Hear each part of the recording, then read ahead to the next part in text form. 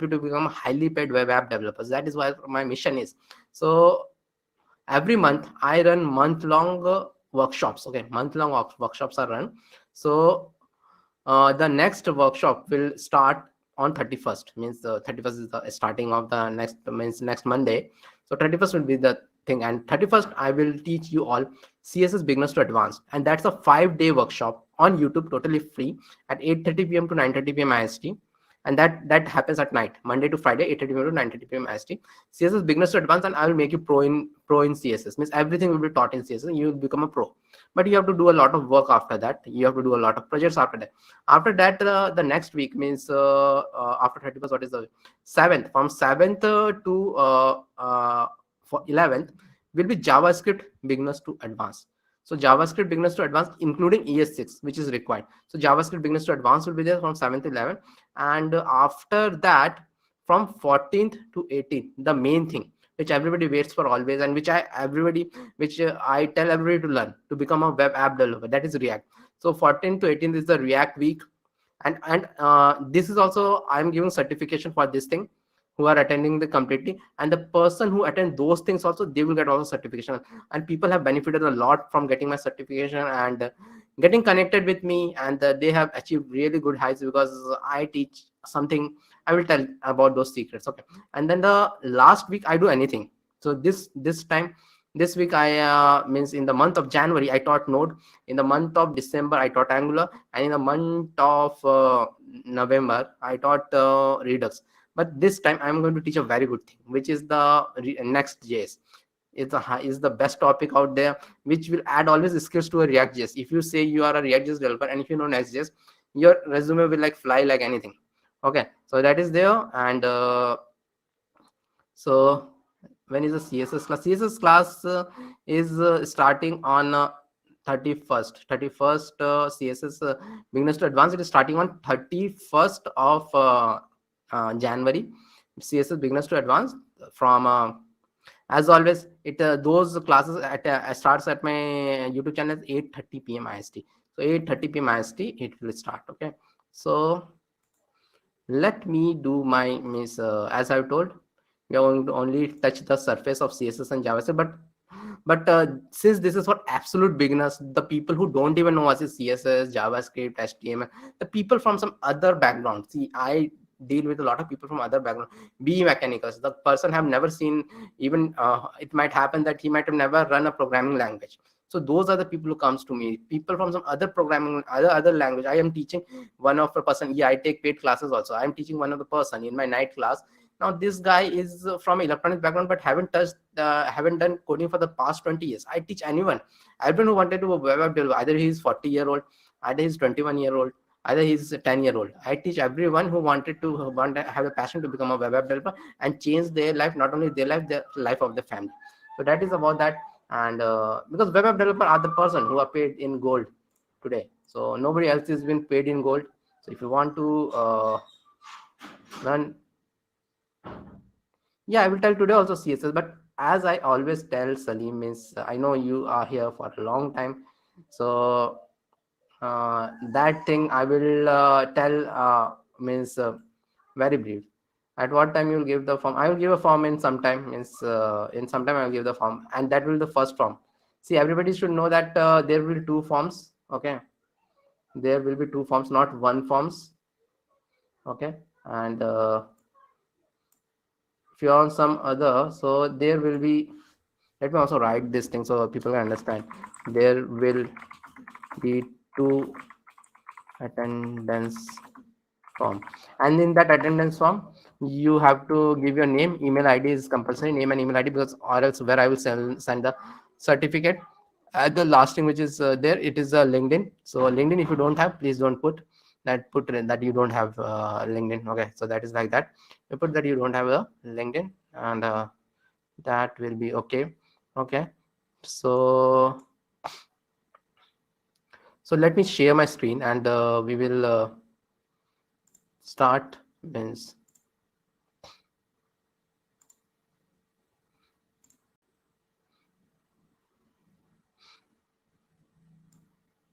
so I'm sharing my screen. So what I'm showing. So see, a lot of people came from a different places to me, and they don't know about me. So let me give a brief about me. So I am Nabendu Vishwas, and I am the founder of TWD, which is about my channel is also TWD. So I am helping people to become a web app developer. Before starting with this journey, means I'm a full-time React.js teacher. I am not a coder or something anyways right now. Full-time React.js teacher. I'm a corporate trainer also. And before this, before September, I was a full-time associate architect. I used to lead a team of 10 front-end developers. Associate architects are like the brain behind everything. And I used to lead a very big team, means leading them to build a very complicated web app. So what is a web app? These things are web apps. See this LinkedIn you're seeing, this is not a normal website. This is a web app. This is a way too complicated thing to build. So I used to build things like that. I did that for a long part of my career. For 16 years, I did that. And after that, in September, I took a plunge and become a full-time JavaScript teacher. Before that, and I was this also author, and all. You will see that there are a lot of books in my portfolio, and I have written a lot of books also for top publishing thing, and you will see that on Amazon also. My books are there on Amazon also, so you can see those things there. So that is about me, and I've worked in almost many big companies. Like, mine was my last company. It is a product company in Bangalore. I have worked in IBM. I have worked in L&T Infotech. I have worked in Oracle. I have worked in JP Morgan. So JP Morgan and all these big companies, I have big companies, small companies, startups, everything I have worked. So that is like that. That is, and my passion is teaching and help people to get where they should be there. It's really not good that people are earning 10-15,000 and spending the whole of their life earning that 10-15,000 only. When there is a gold mine is there, you should always take advantage of this. And everything means that is the reason, means if you have become a web app developer, no one can stop you. So that is there. And someone is asking, okay, so last certificate time, what is this last certificate time? Someone is asking on YouTube. Okay. So, and one more thing, I have a fully registered company known as TWD, all GST and all, registered in Bangalore. So you are going to get a certificate from that. So it is not like that it is not a registered company, or it's a completely registered company. So TWD, so it is there. And then after that, okay, so yeah, I will start, don't worry, we'll start soon. But something needed to be told before, even if I start the practical, where I'll fill attendance. I will give the attendance from here on. In this live chat only we are going to give the attendance. Okay, here only we are going to give the attendance in next maybe 10 minutes. And please don't forget to fill the attendance, because a lot of people come back to me and they say that, okay, their electricity has gone and all those things are there. And if your electricity is gone, watch the replay before before it is completed, or else you will not see this thing. Okay, so even before starting with HTML, I have to tell some more thing which is very important to tell. Okay, so the main thing is that how to become a web app developer. I am teaching you guys to become a web app developer, not a website developer. The main thing is that there is a difference between both of them. Okay, so I'm teaching this. To become a website developer, you just need to know HTML, CSS, and maybe WordPress, and then you can build some small sites like there, and you'll pay accordingly that only. So at most, even after 5 years, if you are working, you'll get at most 35,000, not more than that, because HTML, CSS people are paid like that much only in the industry. That's the fact is there. But if you learn JavaScript, and especially with JavaScript React.js, then, as I've always told, then you will be paid in gold. Because see, even this thing, this thing which I'm seeing right now, this thing, click maps, this is a very complicated mind map. This site, these are all made in React. The front end is all made in React. The back end may be in Node.js, JavaScript, or anything else, but the front end is always made in React. What is the current package of a web developer in India? The current package of a web developer in India. So starting, see, I'm telling about React.js only. React.js person get paid around 25,000 as a starting, as a means. If you know React.js, even if you are not done production, anybody will pay you 25,000. I have my service company also. I have an intern also, and interns are a bit different, because when you're intern, you cannot do a full-time job, and we are paying him 10,000 rupees. That is like that. And if you go to some other companies, interns can also make 25,000 rupees per month. Okay, so I'm telling you now, what is the package? Starting is 25,000. I'm telling you, Ashwin, 25,000 starting. I'm telling, starting 25,000 is a lot of money starting also. Okay, so that is what. And the ending package goes means more than 2 crore, 3 crore. So that is not like that. So that is like that means people in Uber and all those things, they get passed. No, React and React.js, both of them are same. No difference is there. Just that is the React.js is a library of JavaScript. So there is no difference. Is that to do internship with me, you have to means be very good in React.js. You have to do at least 10 to 15 projects in React.js, and that is not that much easy to do. Means people will think that is that much easy, but that is not that much easy. You have to be very good in HTML, CSS, JavaScript first. Do some projects in JavaScript. Do some projects in React. Do some good projects in React, and show me your LinkedIn profile, and we'll talk after that. And then you don't even have to talk with me. You can means I am training many people who are not part of my, I have paid boot camps also, not part of my paid boot camps also, connecting with me like this through WhatsApp groups and all. I'm teaching many of them, and they are following me, and they're following the 3 secrets. That was the thing which I was telling. Those people are like, just they like following the 3 secrets. Actually, let me show some of them also, because I'm not teaching them. Okay, first let me tell the 3 secrets, then I will tell that what these people are following me, and they are doing awesome in my in their life, and they are soon going to get a React.js job. That is, nobody can stop them for getting a web developer job. Okay, so let me take through the 3 secrets, and after I will take through a bit of their profile, and we'll start in 10 minutes. We'll start HTML in 10 minutes. Hold up, we'll start HTML in 10 minutes. And before starting HTML, I'm going to give you all the attendance form. Okay, so how can I participate in project? You have to create project. You don't participate in project. You have to create your projects. Okay, so there are 3 secrets. Okay, so 3 secrets to become a web app developer, and a highly paid web app developer. First is networking. Second is daily action. Third is challenges. So first is networking. What? So networking, you have to do networking on LinkedIn, Twitter, Instagram, Facebook group. So LinkedIn is a top platform in India. If you have connections like me, if you go to my profile, see how many connections I have. I've got everything in my life because of this thing. I've got 18,000 followers. I have got around if you see, if I have got around 19,000 connections right now. And these connections are not like that. I am connected with almost every big startup founder, every students, everyone. Means 18,000 connection. It took me around 3 years to build, but I have this much connection. If I even like a post, it reaches to all of these people. So that how much reach I have. If I like a post, and that will reach, if you follow me, or if you do the thing which I will tell you, and if I comment on your post, that will reach to this many people, that will reach to this many eyes. That is the main thing. Okay, so you have to do networking, and I have a video on LinkedIn also. LinkedIn is the main thing. Twitter, because US people uses Twitter. US people doesn't uses LinkedIn. Instagram follow the developers. All the big developers are there. Don't follow some other tools.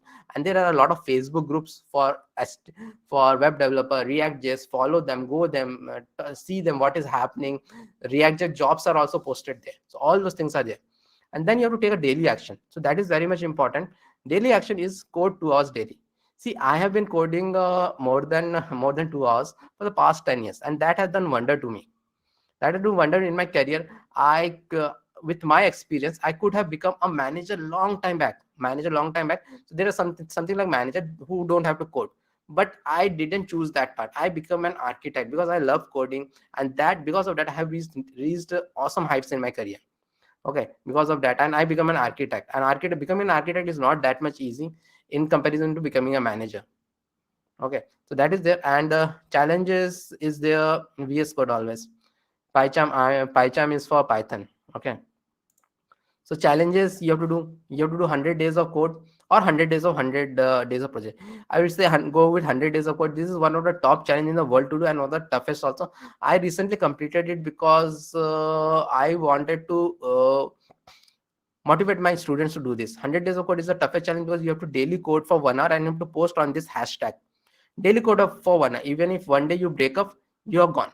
And this is such a top challenge that I wasn't featured in one of the top interviews in a top website because of that. So people might think, okay, I will code continuously for 100 days. It is very easy. No, it is not easy. Life comes up. When life happens, it is become very suddenly something happens in your life and you miss one day, you're gone. You have to again start from zero. This is very tough challenge. No, it is not very easy to pass, but if you pass it, it is my sure you will get a job. If you do this 100 days of code, that is there. Yeah, VS Code is the best. Not it is not VS Code. I will tell about that. Okay, so that is there, and as I've told, we are going to start soon. So hope you all follow this. Some of the people who are following me, who are doing this thing, and they are doing wonders. See, suppose I will go to my activity soon, and see, a lot of these people. Okay, I'm alive here also. See this Sandeep Bayam. So this guy is he is not a part of any of my. I have paid courses also. Not anything. I am just guiding him through WhatsApp or something. WhatsApp, and I do a lot of one-to-one also. So what he is doing? See, you have to post this kind of post. So someone's asking what project. You have to make some small projects and you have to post them on a LinkedIn. You know how to do this, how to post this thing. So you have to take a screen capture and you have to post those projects. And this guy is getting like an awesome result because of that. And see what I did. I just tagged him because I know him. I just tagged him and he reached to all of my followers also, all of my 18,000 followers also. This is how I help people who help themselves. This guy's helping. When he came to me, his LinkedIn profile was like nothing. This all things, there was nothing like this in his profile.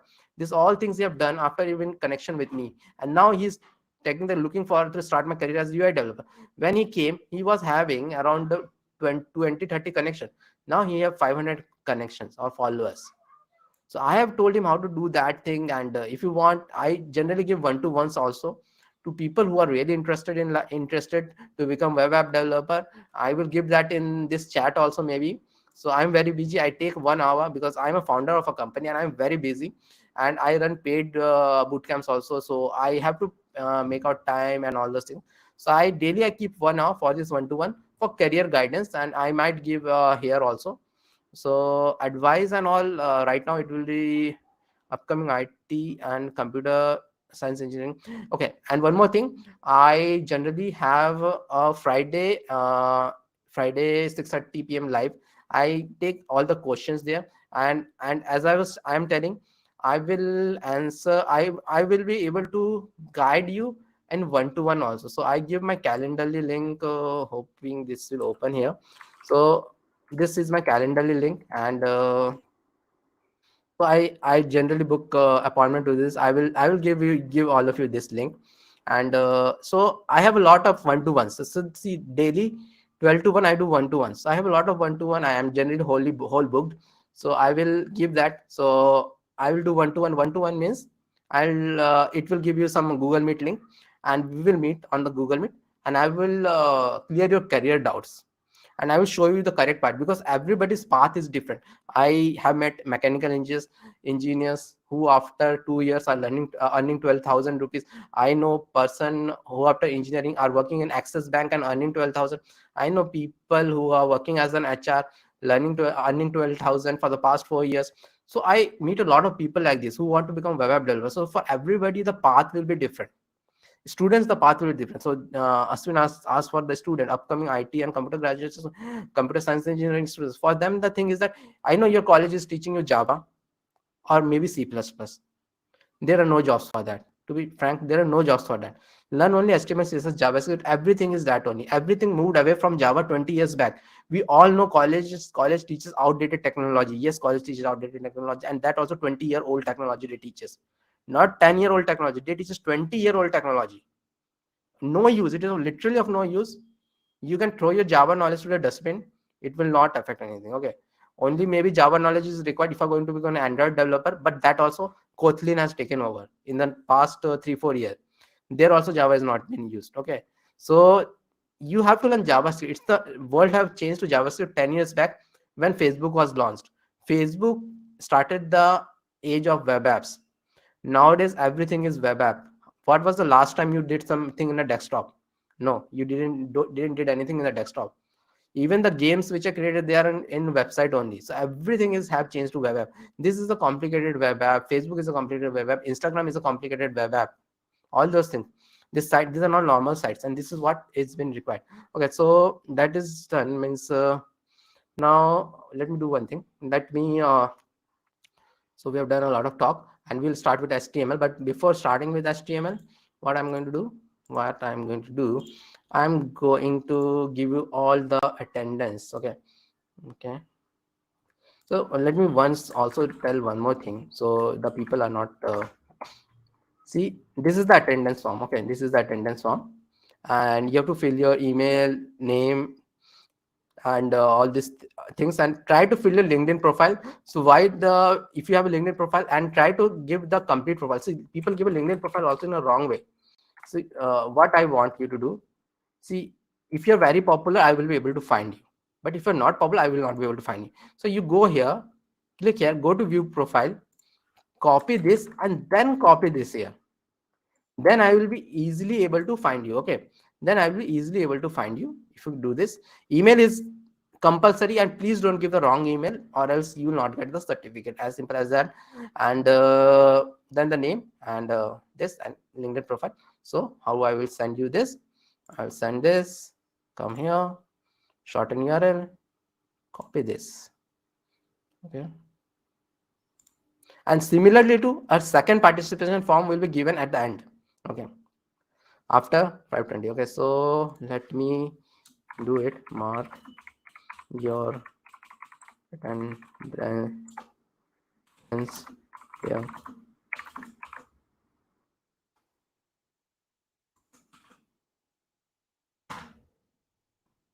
Okay, so I've given that. Mark your attendance here, and where is the other thing? Okay,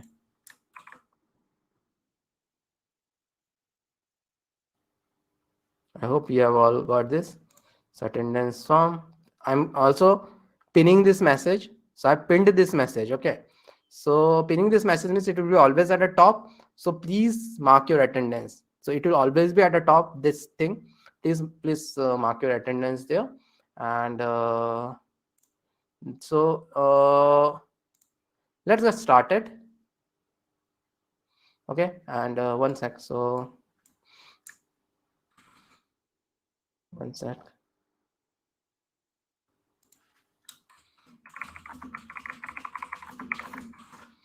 So we'll start with HTML. So what is HTML? HTML is hypertext markup language. All the structure of the site comes from that. And earlier, what used to happen, we used to do HTML through Notepad in around what you can say, in around 2010 or before that. We used to do in Notepad, and used to save it with .html. Still, I know some people teach like that, but that is not in now in this this era. You should always use something like a lightweight code editor. So there are two type of code editor in the market. One are heavy code editor, which are used in applications like a Java, C++, Android, and all those things. Okay, so there are some lightweight code editors also. So like Visual Studio. So you have to use this Visual Studio and nothing else. So there are two more alternatives to it also, Atom and Sublime. But please use this because it is the most updated and most advanced thing. And also, okay, it is where it is coming. Visual Studio Code. Okay, I'm searching wrong. Visual Studio Code you have to type. Visual Studio Code, because Visual Studio is again different. So Visual Studio Code, you have to download this. Okay, you have to download this because as they're showing, it comes with a lot of addition things, means small programs which are created by third party and developers. And if you install those things, it will make your programming journey very easy, and it is much more advanced than Atom and all. Sublime is very, very basic, so please don't use that. And Atom, so this is owned by Microsoft, and Atom is owned by GitHub, which is owned by Microsoft, and the development has a lot of stalled, what I have last heard. So, and it is also much more heavier. Okay, so that is there. So you install it. It is very easy. Windows installation, Linux installation, or any installation. So Windows, you get a exe file and you just click, install it, and then we have to open it. So opening it, I'm using Windows 11. So this search bar is here. Windows 10, the search bar will be at there, and then VS Code I will write, and it will come. Okay, I have something opened already. So if you're opening it for the first time, you'll get something like this. Something like this you'll get. Okay, then I'm going to tell the most basic way to start it. I can tell it from the command line also how to start it, but some people here are starting from the complete basic. So that is very important for me to consider those people also. So how to do that? How to do start it very basic. So this is something which you'll open like this. First time it will open like this. Then, because this I have learned from my experience, that if I think that terminal is very easy, no, it is not that much easy, and some people it will find. So I have a folder, like this is how I created a folder. Hope all of you know how to create a folder. 29 January. Now I'll right click. So I'll right click, and I'll do new. So I will not teach how to make website responsive. As I've told earlier, the CSS beginners to advanced workshop will be happening for Monday, coming Monday, means 31st January. 31st January to that week it will come, 8:30 p.m. To 9:30 p.m. IST in the night. Okay, in that I will teach complete CSS, Flexbox and grid also I'm going to teach. So then the responsiveness thing comes. I'm going to mainly concentrate on HTML. I'm going to teach HTML completely. I will brush up on CSS. I will brush up on JavaScript. As I'm telling, 3 hours is not sufficient. Okay, for teaching all these things. And JavaScript also I will teach in detail for 5 days. After that 31st week I will teach. Okay, on my channel everything is free, and after that I will teach React also. So today will not even touch React. After that I will teach React also. Yeah, JavaScript is second week of February, but I will touch today JavaScript. Okay, everything is free. That is also free. That is on my YouTube channel only. So please do subscribe to my YouTube channel if you're not yet subscribed. Everything is free. This that 1 month long workshop is all free. So that is a 1 month long workshop which I run every month on my YouTube channel, 8:30 p.m. to 9:30 p.m. IST. So I keep time to teach everyone for free also. I do have paid courses, I will not deny that, but I keep the time to teach everyone for free also, and I teach completely. I don't means I also give you one-to-ones also. I will give the one-to-one link at the end, so you can book a one-to-one call to me for the career guides, and I will chart out a path for you. Everyone path will be different. Okay, so HTML basics. So I have created a HTML basics folder like this. Hope everyone know how to create HTML a folder like this. So now see, I will do one thing. I have to drag this here. So how to drag it? So you click on it, and then you have to, in the mouse, that left mouse button, you have to press it hard, and then you have to dragging it like this. Okay, then you have to move your finger on top of it from like this. So this is something which some people will think it is very basic. No, it is not basic. A lot of people struggle to do this also, because a lot of people who are from non-IT background have asked me these questions. So there is no shame for that. Hope you have understood how I did it. I just click it. I kept my left finger on the mouse, and then I have dragged it, and then then I leave the left finger from the left side of the mouse. This is how you do it. Okay, so this is the HTML basic folder has been created here. Now what will happen? Now HTML always start with something known as .html extension. So I have to do index.html. Someone is asking, HTML is a skeleton part of the website. Yes, HTML is a skeleton part of the website. So this HTML, index.html is been done. Okay, so see, index.html means it is a HTML file. .html do because it's a HTML file. So now how to write the basic structure of an HTML file? So the basic structure of an, I can even close this by clicking here. Write the basic structure. I can write the whole basic structure by myself, so that is not an issue. I can write it whole by myself. But the thing is that, okay, yeah, there are a lot of people watching, 47 people are watching. That's good. That's a very good number. Please do like this video so that it can reach to more people. And if you're not subscribed, please do subscribe to that so that it can reach to more people. I can reach more people and I can help them become web developers. Please do like it if you're not yet liked it. Please do like it. Okay, so that is there. And so to get the basic script, I can write completely. But that is the reason we're using VS Code. So we're using VS Code because I can do this not. I have given not, shift and not I have given, and only not I have given. Okay, and then I will press the tab or the enter. Tab or the enter I will press. I will press the tab or enter also I can do. I will press the tab and it will give me the structure of the HTML. I have increased the font size, so it will give me the structure of the HTML.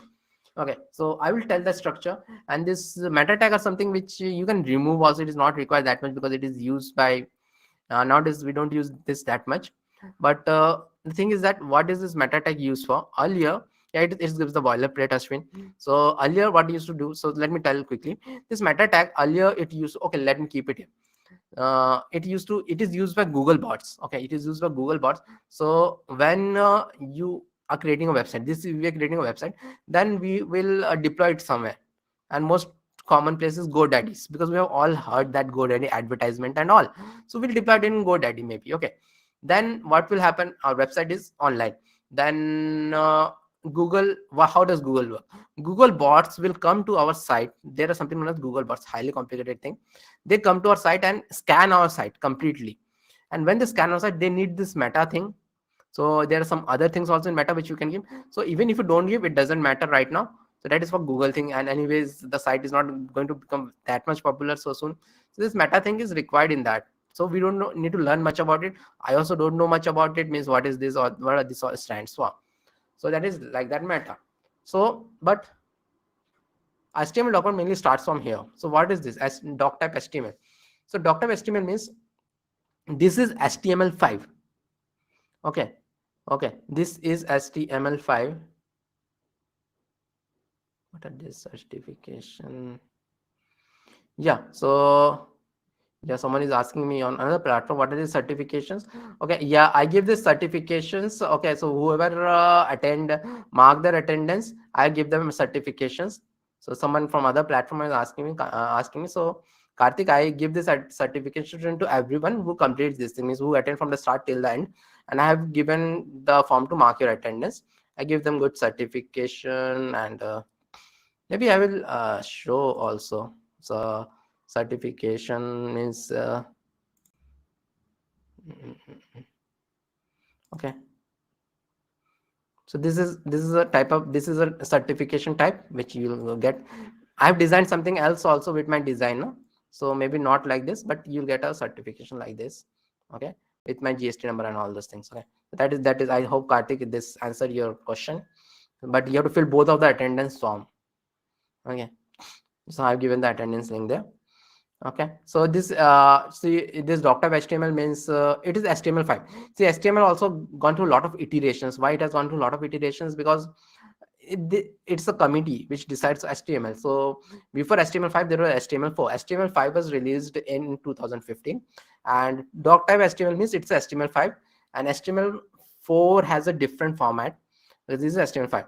Then there is a HTML. This and HTML, everything, most of the thing you'll see they're like tags. This starts and ends. So it is starting with this pointed bracket, and it is ending also. And this HTML lang English, it is wrapping everything. So it means it's a HTML tag. And lang English means type we are taking it as English. If it is France, it is FR, and all those things we can do. Okay. But mostly most of the things are in English only, because at the end of the American have done everything. So everything will belong to the Americans only. So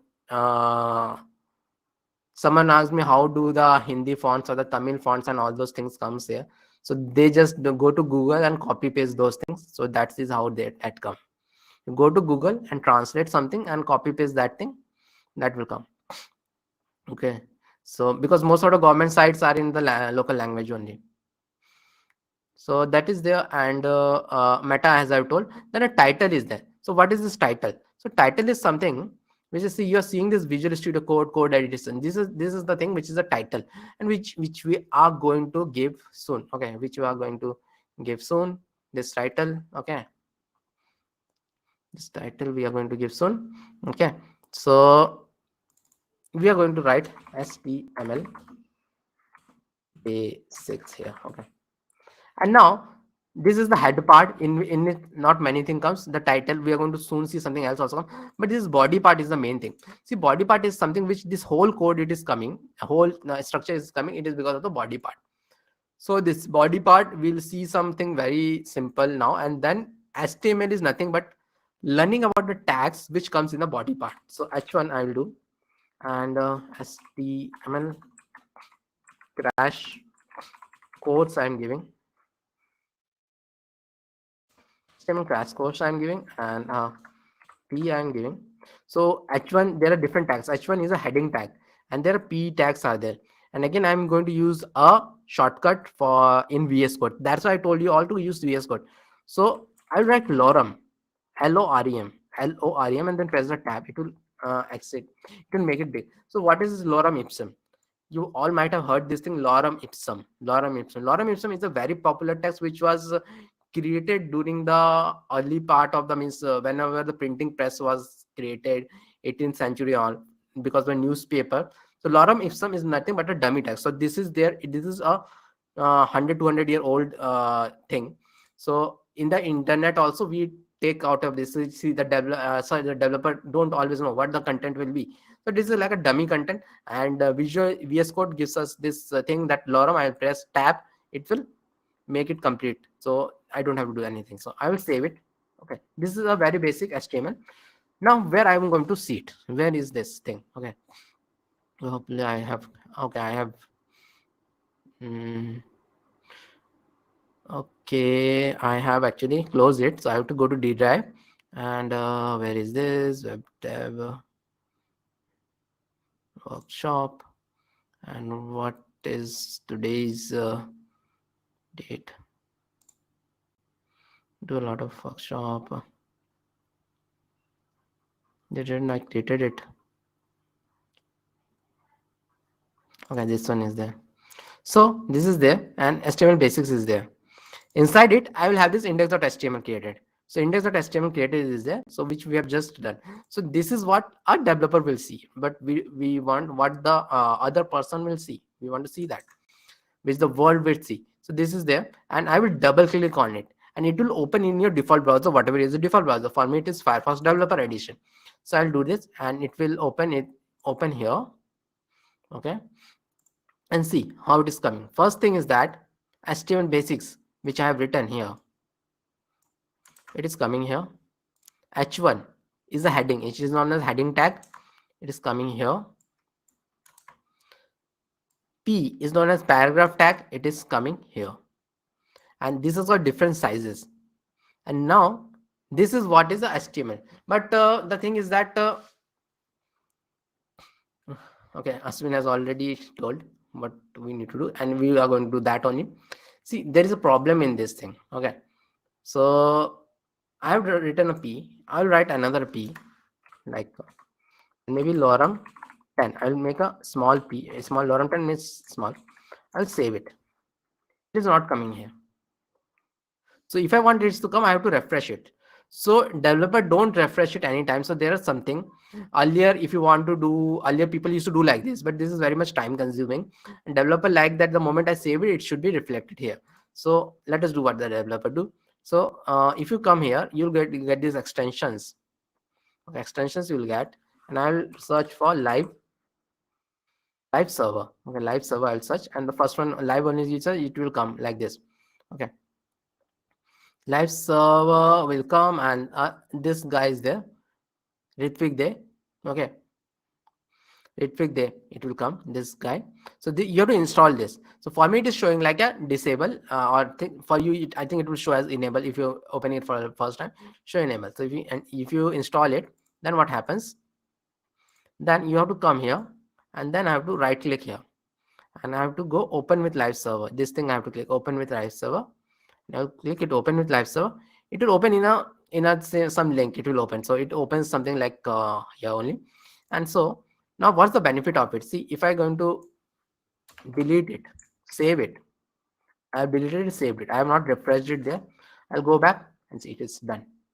So this is the power of live server. We are going to use live server only from now onwards because I don't want to refresh it every time, and that is not how the developer works. So I close this thing and we are going to use this only, live server. So you all also should use the live server. And that is the power of VS Code. That's why I was telling to use VS Code. There is something known as PyCharm. Someone was asking, that is used for Python programming. Please don't use that. I don't even know Python. I don't suggest also Python because Python is very difficult to get a job. Okay, there are no jobs, not that much jobs in Python. At the end of the day, that's a backend language, and in the backend language you have to compete with a lot of other people. Node.js is also there. Node.js is much in demand than Python. Okay, so that is like that. So we'll let's go forward. And as I've told, HTML is nothing but learning about the different tags. Okay, so we are going to learn about the different tags, and the first tag which we are going to learn is the heading tags. Okay, so I'll remove these things, all things, and we are going to learn about heading tags. And first thing I'm going to learn h1 heading 1. There are actually 6 heading tags. Okay, second one heading 2, heading 3, 4, 5, 6, 2, 3, 4, 5, 6. So 6 headings are there. I'll save it. Okay, and now see, if I go back, see, heading 1 to heading 6 are there. So 6 headings are there, and they are of different sizes. Heading 1 to heading 6 are of different sizes, and we generally use till heading 4. Heading 5 and 6 are very small, but these are the 6 tags which they gives us, heading tags, and all of them are happening in a different lines. Okay, so what is extension in VS Code? So extensions are like those small programs which individual developers create.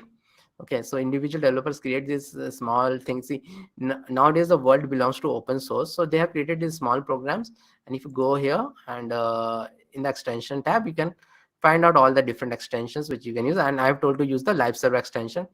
Nowadays, by default, also VS Code starts with a lot of extension. Earlier, we have to install a lot of them manually. See, I have a lot of them. I have a lot of them here added already. So I have some intent rainbow and all those things. Can I have multiple cursor pressing alt? Yeah, you can have multiple cursor pressing alt. Yeah, I know that thing. So like this, you can have. So you're talking about this. I know this thing. Okay. There are a lot of tricks in VS Code. I know a lot of them. Okay, because once you start working, you start knowing all of them. Okay, that is a very good thing which Hsl have told. So that is like that. And now, okay, so heading 1 to heading 6 are the different sizes it is coming. So now the next thing which you are going to learn is not a tag, but it's a comment. So in all programming language, you have to have a comment. So here I'll do a heading and I will select it and do this thing.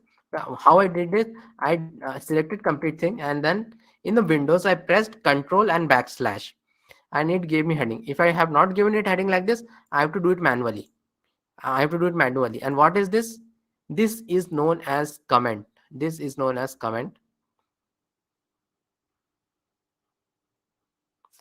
I will tell mainly HTML. After this, I will tell CSS. Okay. So this heading is there, and I will save it. Then if I come here, see, it is not shown here. It is not shown here. The heading is not shown here. Okay. So right now I'm going through HTML. Maybe CSS we will start by around 4:30. Also before that, the moment I complete this thing, because I'm going to tell the complete of HTML. Okay, so that you don't have to touch HTML again. So whatever I teach, you can learn only this much HTML. CSS you have to spend a lot of time. So heading, so this is I was telling about comment. So I'm doing I have done this comment. Okay, this comment I have done. Now, as I've told, this comment is something which is for the developer. See, in a project generally it is not like only you are working, a lot of other developers will also work in a project. So what will happen if a lot of other developers also work in the project? So they should know what does this code belong to. You should also know what does it belong to. So that's why the reason developers love to put comment in their code, so that the other developer or themselves also after 6 months they can know what is this. So this is how we put comment. So maybe I can write heading tag like this, save it, and then is there, it's coming. The difference between HTML and HTML5. HTML5 is the latest one. It was released in 2015. Before that, HTML4 was there. So there was a lot of addition in HTML5. There was a lot of comment in HTML5. Okay. Okay. So there are a lot of changes in HTML5. Okay, not changes, addition in HTML5. I will tell them when I have to tell. Okay. So that is there. So heading 1 to 6 is like this. Okay, then we are going to just Salim, when did I told you tomorrow that I will tell you CSS? And I'm telling you now, I will tell you CSS at 4:30. We are going to start CSS at 4:30, and I'm also telling you that in maybe in half an hour, because most of the time I teach in this session only for half an hour CSS. It is not enough. You attend my CSS workshop next week from Monday to Friday, 8:30 p.m. IST. Okay. So that is there, and now we are going to learn about paragraph tag. So let us learn about paragraph tag. Again, I'm going to pass a comment here, paragraph tag. I'm doing a commenting here. Okay, paragraph tag, I'm doing a comment because we are going to learn about paragraph. I'll do, and then again I'm going to do lorem. Same thing, I'm going to do lorem and save it because we've already seen the paragraph tag. So paragraph tag is coming like this, a small paragraph. So it is like this paragraph, and we can have multiple paragraphs also, like P I will do, and lorem 20 maybe. So save it, and so it is multiple paragraph. But see, one thing here which I want to tell. See, after I have given heading and paragraph tags, okay, so what is there? There is all of this thing could have fitted here in the one line only. Heading 1, heading 2, heading 3, heading 4, heading 5, heading 6 could have fitted, and even this two paragraph, they could the second one could have come here, but it didn't came here because they are known as block level element in HTML. Block level element means they take their own line, and there is some gap also between them, that is known as a margin. Okay, so those things also are also taken by them only. Margin, we'll learn about it in CSS. Those things it is taking, and these are known as block level element. For that reason only, block level elements. And we are most of the tags are block level element only. Some of them are inline, and the next one which we are going to learn, it's an inline tag. So next tag which is very important, which we are going to learn, is the anchor tag or the link tag. So link tag, so you all might have seen this link tag means anchor tag. What there is some link, nice link is there, and you click on it and it will take you to somewhere else. So all of us have seen those links tag. So let us see that, and A is there, and href. So this is the first tag which I'm showing after some time, which has got a second thing also. It is known as attribute. See, all this thing h1 and p doesn't have something as attribute, but here it has got something known as attribute. Href I've seen, I've taken, and then I'll do learn web development. I'll do learn web development, and in here what I have to do, I have to give some site link. Okay, so I'll give my blogging site link here like this. I have to give any site link. I've given my blogging site link completely. Then I'll save it. Now I will come back here. See, this thing has been created. If you're doing something for the first time, it will be blue in color. For me, it is showing purple because I've opened it a lot of times. So learn web development is coming, and this is coming. And if I click on it, so it is showing learn web development, not this link. And that is important thing to consider. That link will be done when I click on it. So see, this hand is also been changed. Pointer is changed to hand, and if I click on it, it will open my site. Open my site, and all about it. It will open my site, and but there is a problem with this. Okay, so if it is opening in the same tab, That is the problem, because that is not a good user experience. It should open in a different tab so that the user is not taken away from my site. So we are going to fix that. We are going to fix that in a way.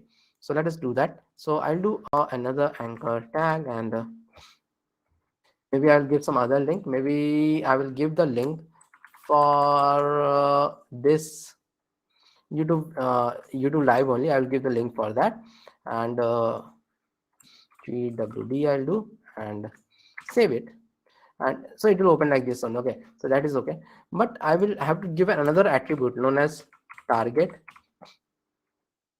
equal to blank. Target equal to blank I have to give exactly like this. This is a keyword.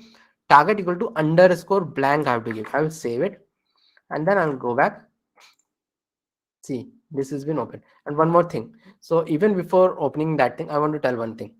See, this is an inline element. Why it is an inline element? See, both of the anchor tag are going one beside the other, but the heading tags were not like that. The paragraph tag was not like that. Only the anchor tag is like that. So that's why it is known as inline element. And the next thing which we have done is a target equal to blank. So I'll click it, and it will open in a new link. It will open in a new link, and here it is there. And please do like this. You have to just click here. Please do like it, and please do subscribe to my channel. If you're liking this, what I'm teaching, please do like it. There are more people watching this stream than they're liking it. Okay, so this is done, and so as now we'll see why this target equal to blank. So as I told, this target equal to blank. See, this is opening in a different list, and this is here. It is opening in the same tab. So that is the thing. So you should always try to use target equal to blank. Okay, so this is about the link tags, and now we will go ahead from here, and so we are going to learn about the list tag. Okay, list tag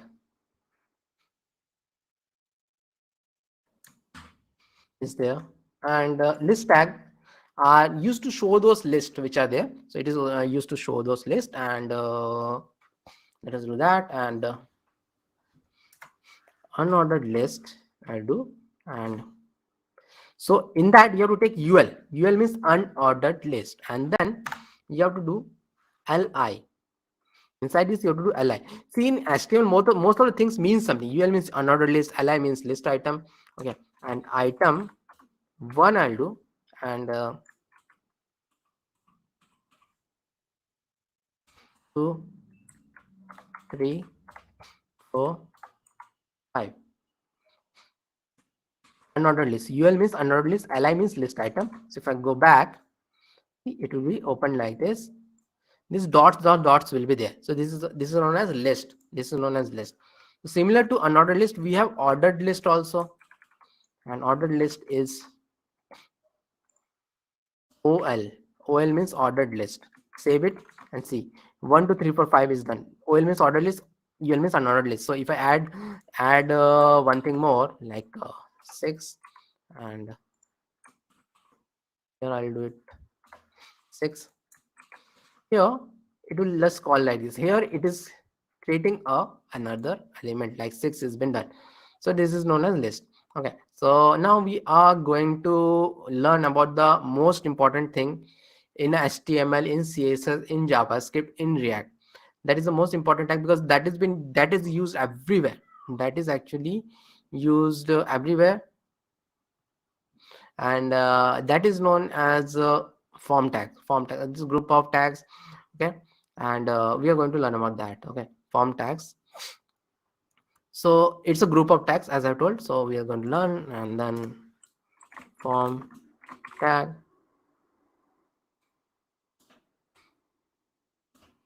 Spell it right. Form tag, like this. Form tag is there. Now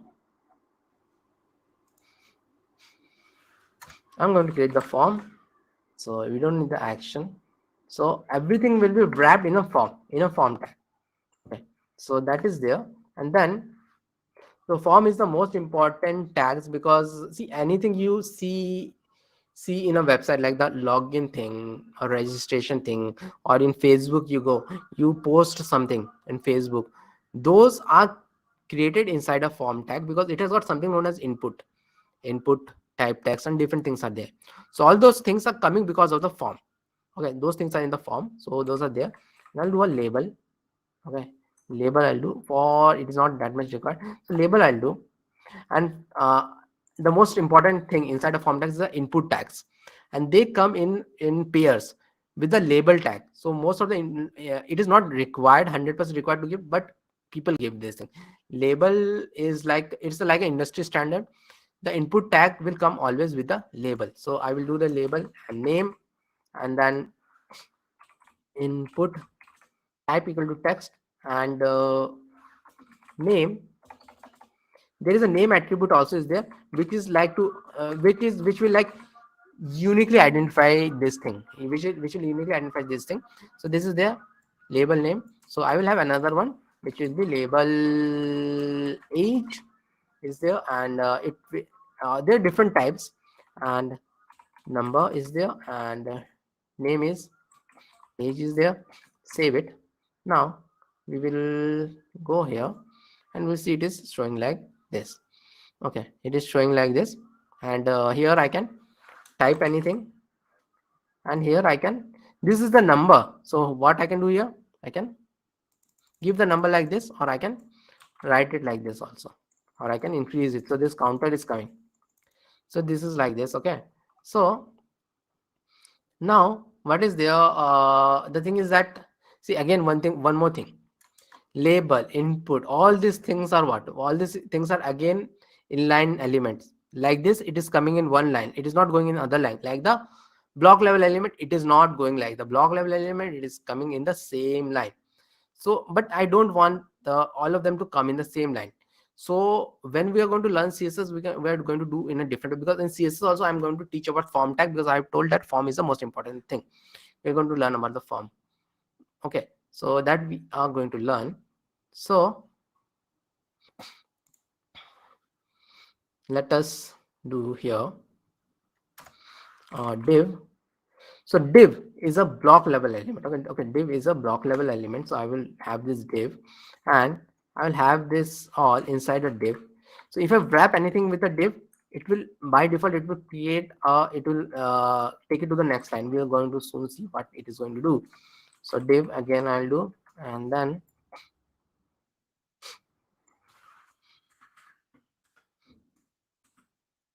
save it. Now you can see this, both of them are coming in different line, name and this is in one group, and it is coming in a different line. So this is like this. Okay, there's no PDF, you can get this thing only. What PDF you're talking about? So that is like that. I told you, Salim, start with the, you want to learn CSS, come to my YouTube channel next week and learn from there. Okay, and div is like this, and br br is also tag. Br means break row. See, you might have seen this thing that it is very close. I could have given another div, but I would do the br. Okay, I'll do the br. Yeah, div creates a container also, you can see, but the main thing is that it's a block level element. I've used it to create a block. I've used it to create a block so that it can go to the next line. And div you'll see a lot in the websites, so people used it to create containers, and as Ashwin is telling, yeah, they do that. Br I'll do. So BRC, the gap has been done with the br break row. The gap has been done. Okay, so there are a lot of other things in HTML. We are going to learn about that before moving forward. So I've given the text and a number. So now there is something known as the text area also. We are going to learn about that. Again, we are going to give a br, and we are going to give a div, and I'm going to give a label of message, and we are going to learn about something known as the text area now. Text area now we are going to learn about. So text area and name equal to message and text area. So one thing you might have noticed, the input is also like self-ending. You don't have to give the input to be ending like this, but in text area it is important to have it like this. So text area I have given. So see, text area is like this big thing, like this is text area. So this is like this. And one thing you might have noticed is HTML without CSS is very ugly. And actually, when the internet was launched around 1993, there was no CSS in it. And in earlier sites in the internet were ugly like this only. CSS made it beautiful with all those things. Earlier sites were really ugly. So HTML without CSS is very ugly. So this is like this, and just a text area. So how the text area is there. But HTML is very much important because it gives the skeleton, as someone has told. That is very important. So text area is simple. Now we'll learn about the drop down thing. So you all know those drop down thing from Amazon and all those things. We know the drop down.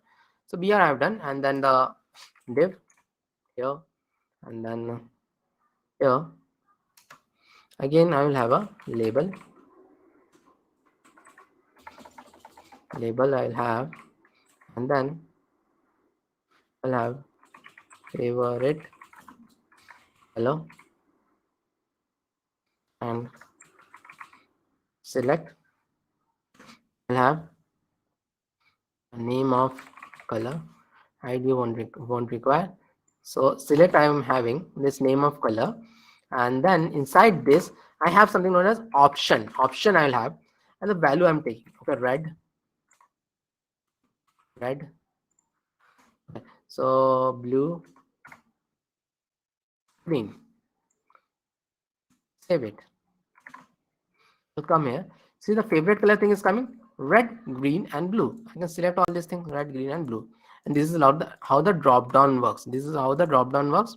And this value thing which you are seeing, see, it is actually whatever you write it here, red, green, and blue, that will appear. But this value thing like this red, green, and blue, these three things are there. What are they? So they are the thing which goes to the backend. See, a form is generally used to submit some data to the backend. When you're logging to Facebook, when we are registering in Facebook, that data needs to go to the backend, and in the Facebook database, those things are stored, and they will check that the password is correct or not. All those things are a bit complicated for today, but I teach all those things also. Okay, there I teach full stack development also a bit. So those things are there. Yeah, this video will be posted on my channel after it is live. So you can see that in the previous week, this I take every Saturday. The previous week also you can say, but all these things are a bit different because people ask different questions. Okay, so this red, blue, and green, these things are there.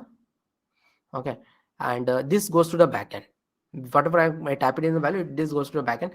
Right now we're not going to learn about the backend because that will be very complicated for this thing. And after React, if you're going to learn something known as Firebase or MongoDB, all those things, I teach all those things also, so that you can learn about the backend also. Okay, that is there.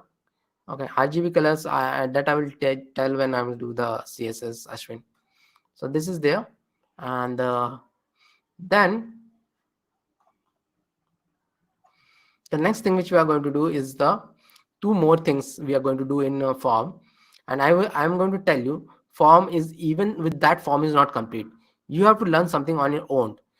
Do my HTML course along with HTML part which I'm telling today, along with that thing, and don't look upon HTML again. The more you do CSS, that will much more better for you. Do CSS only. Okay, so that is there, and then div is there, and then we are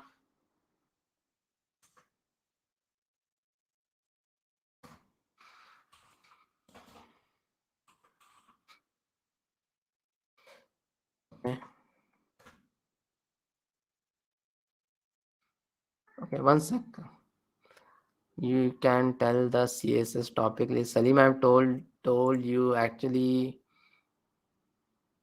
One sec. So you can see the playlist from my channel, previous the January playlist also you can see, or I will give you later on. So you know means what I will there. So there's a full playlist. You can check on my channel what I have to teach in CSS. But to be briefly, I will because you're going to ask or else again and again. So in that CSS workshop, which is for 1 week, I start from a start, and I teach the layouts, I teach floats, I teach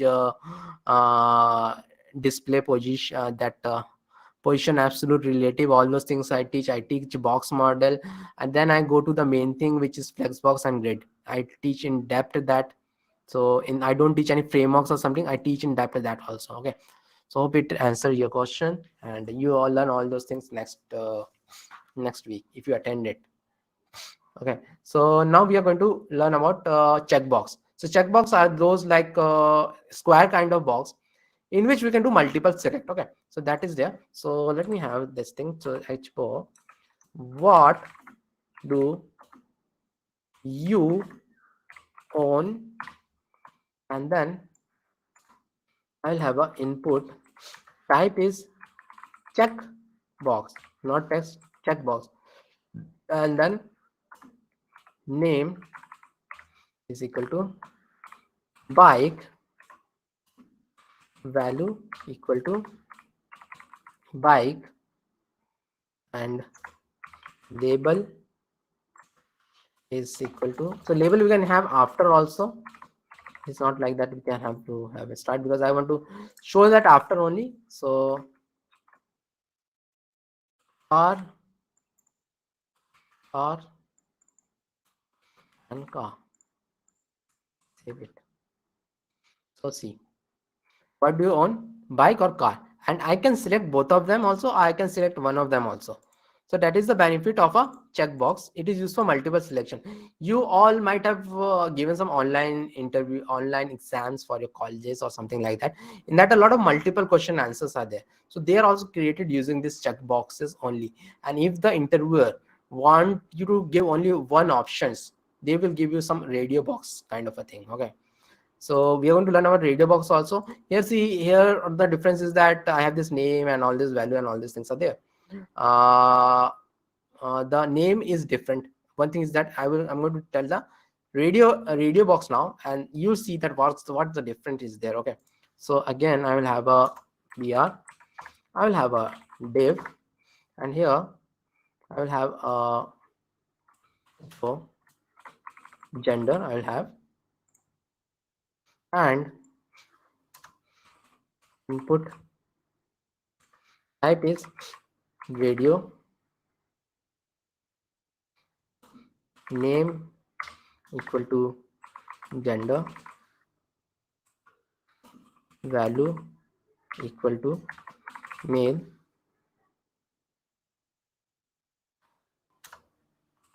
label, and male.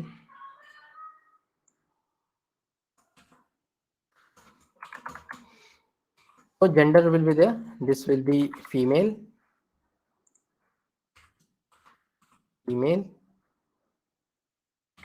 other, service. So this is the radio box. So the difference here is that I can select only one, not all of them. I can select only one of them. I can select only one. Here I can select both of them.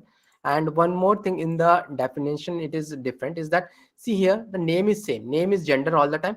So name is different here, because they are like unique. When it is sent to the backend, it will send like a unique thing, but when it will be sent to the backend, it will send like a one value only. So this is also, the name should be same in the radio box. Okay, so the last thing which we are going to see is the button here. Okay, so let us do that. Inside a form, a button can be given with the input type submit. Input type submit, it will create a button actually, value equal to send. I'll do save it, and if I go here, see this thing has been created, a send kind of a button. So this is a button. Input type submit is a send kind of button inside a form, and there is a special characteristic in this. If I click here, see one thing, this get refreshed. So this is a form, it get refreshed, it get refreshed, it get refreshed. This kind of a button is there. So we are completed with the form, but I want to tell one more thing. See, as I was telling, this whatever I'm teaching in HTML is more than enough. But if you want to learn, and you should learn, if you want to learn, you should learn a bit more about this form only. Don't go anywhere else. If I go to HTML tutorials, So most probably this W3 school will come first because they are at top, and so this will come. And if you go down here, down, HTML input types. See, one thing you can do, you can go through all of these things, and then you'll spend 6 months doing this only. I know people who are spending 6 months doing HTML only, which they should not do. HTML doesn't take more than 1 or 2 days. So I'll go to here, input type, HTML input type, and it will give me a lot of other input types also, input type, button, checkbox, color, and all these things. So someone was asking what is the difference between HTML5 and HTML4. This is the difference. Earlier what used to happen is before HTML5 there used to be only 4 or 5 input types, but now after 2015 they have added a lot of things. W3C is the committee for HTML. They oversee everything. HTML and CSS are governed by them. So again, an American committee.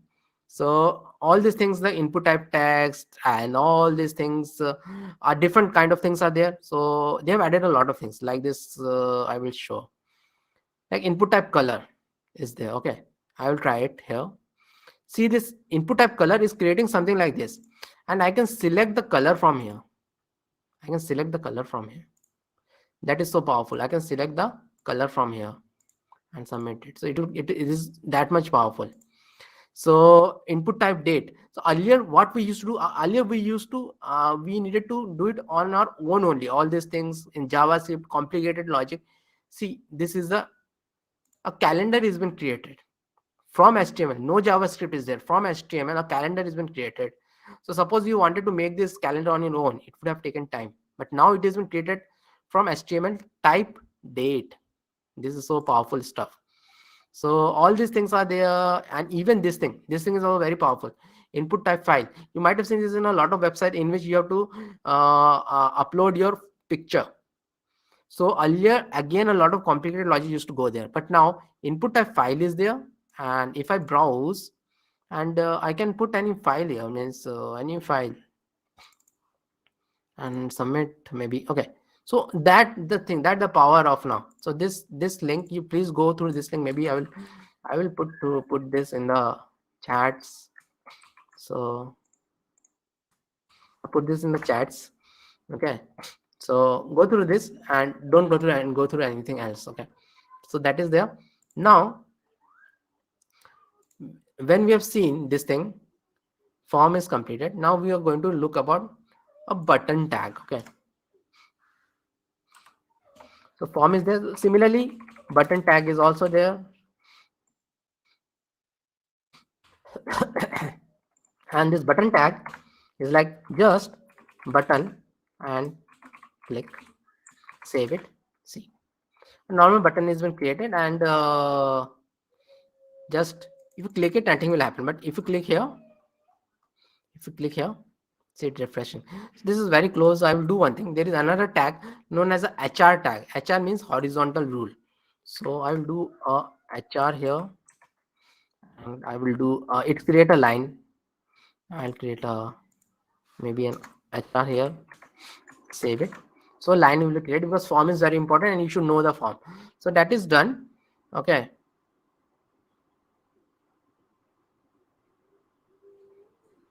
okay, I will send this in the WhatsApp group also, in which you are there. I will send that in the WhatsApp group also.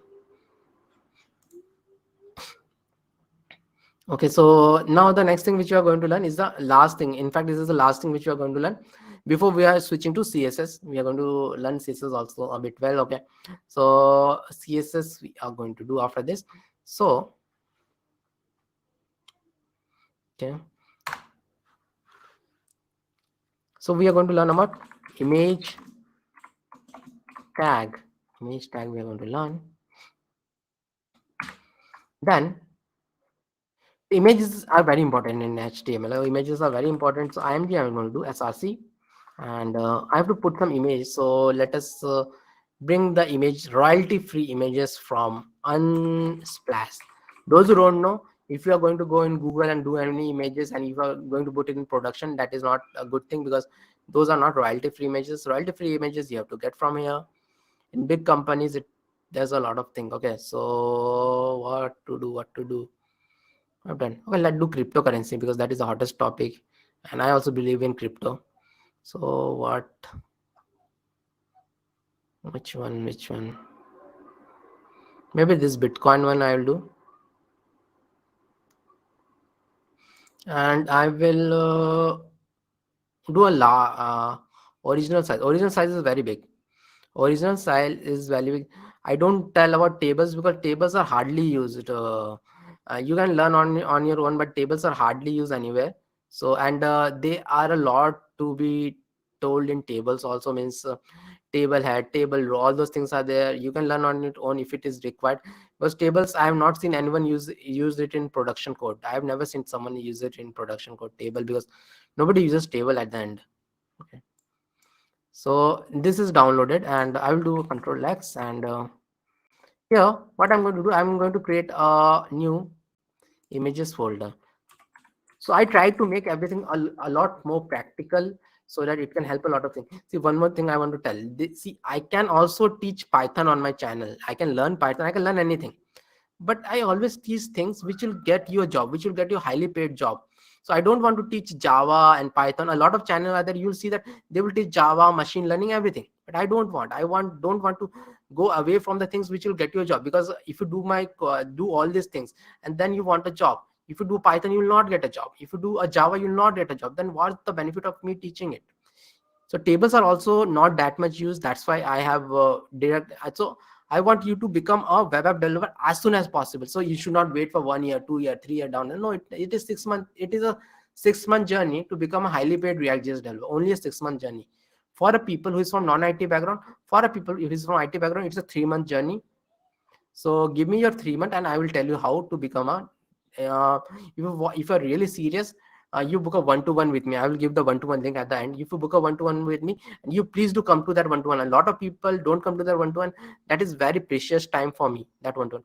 Okay, maybe I will not give a one-to-one link here. Maybe I will invite you to my WhatsApp group here, one of my WhatsApp group, and then from there I will give you, because I should know who are booking the one-to-ones. Because a lot of people don't know that for me, time is even more important than money. 10 times more important. So this is there, and I put this image here. So let me do it. I don't want to open it. I will this is a lot of big names. I will do it like this, and see Unsplash. Now the image folder is there, in which the Unsplash is there. So I have to show it. So how to do it? I have to show it. So I will do images / Unsplash. I'll do, and then I will write Bitcoin here. So what is this alt? I will tell you about what is this alt. So Bitcoin I have done, images and Unsplash I have done. So I will go back and see this big image has been shown. Okay, let me do a bit of BR here, Bakerow. This is very close. So this big image has been shown. It is such a big image that it is going till here, because it is very big image. It is very big image. Okay, so you have to give the correct pathing. You have to download an image. If you're coding along with me, you have to download an image. You have to give them. See what I did. I created an images folder, added that image. Then I'm showing it. So you have to show that. Then only it will. You have to add the image. Then only it will show. Na? You have to create something like this. So this Unsplash, it's very good that you are coding along with me. So unsplash.jpg is there. Okay, so that's why it is showing this big image. It is showing, but I don't want this big image. And what is this alt Bitcoin? What is this tag? See, alt Bitcoin, it's an alt by default. Okay, let me first show other things. So there are not many things from HTML which we can do, but we can do a lot of things from CSS, which I'm going to tell later on. In CSS we can do a lot of things with images, and images are one of the most important thing in any website. See, without images the website is really bland, really bad looking. Okay, that is there. So what I have to do, I have to do like the width equal to 300, and I can do this thing, height equal to 200, like this I can do. These are the two properties which I can do. Okay, so like this. See, now the image has been shown properly. The image has been shown properly, and I can do the size. So what is this alt all about? So alt is something, if this image is not been shown correctly, then it is not downloaded and shown correctly. So at the end of the day, this website is going to go in the internet. So suppose suddenly the internet is down in India. Still a lot of places the internet are not, even with Reliance Jio and all those things, the internet are not good. Maybe you are traveling by train and the train enter a tunnel and suddenly the internet goes away, but the site was just going to load, and then this image will not be shown. Then this alt tag will be shown, or we can replicate that by maybe the developer did like this, did some mistake. Then this alt tag, see this Bitcoin is being shown, this Bitcoin is being shown. So this alt tag is very important for that. Okay, so this is how the images are being shown. And actually we are done with HTML, and everybody was eager to do the CSS. So we are done with HTML, and now we will start with CSS. And as I have told, this is whatever CSS I will teach, this is not enough. You have to come to my YouTube channel and join that month-long course. If you want to learn everything, join that month. If you want to learn only CSS, you are more than welcome. Next week is CSS week. And if you want to be a web app developer, you have to attend the whole month at 8:30 p.m. IST. Note down that time as if some very good series is going on, web series is going on. 8:30 p.m. IST, Monday to Friday, our web series for you to become a highly paid web app developer will start. The series name is How to Become a Highly Paid Web App Developer, and that will start on 31st January till the month end. So you have to attend that if you're serious about your career. Okay, so that is there. And so we are going to start with CSS. So I will close this port. I will close. This is how we close it. So I have to close it, or else that location, that port is actually hold it. So I've just closed it by clicking here. So now we are going to learn about CSS. And CSS also, we let me open a new window, file new window, so that I will start the CSS here. So I'll close this HTML and I have a blank thing, and I'll open a CSS here, and I will give the code for all of this. Okay, don't worry, I'll give a zip. I will not give a GitHub. I will give a zip file only. So you have to click on that, and you'll get a zip will be downloaded on your system. And I hope everybody knows how to extract a zip. Okay, so this I'm going to write CSS Basics. I'll write, and then I'll come here and do this. And here, yeah, it's completely free. That 1 month long course is completely free. Daily at Monday to Friday, 8:30 p.m. to 9:30 p.m. IST.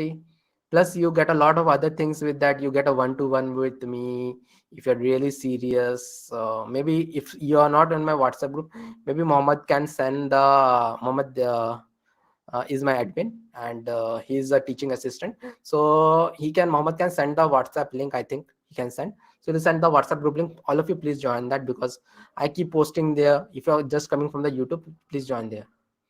Okay.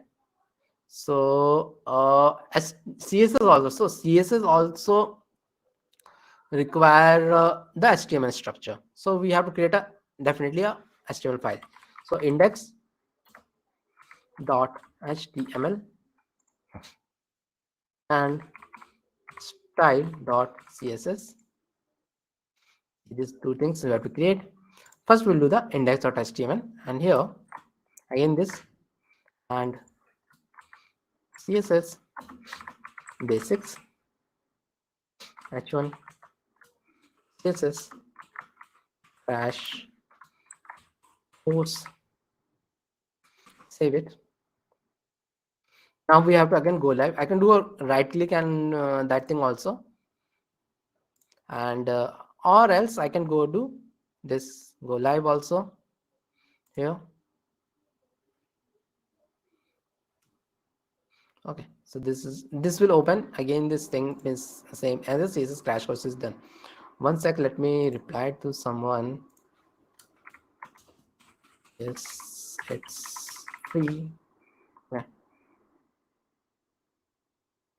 So that is there, and so it is coming line. So I want to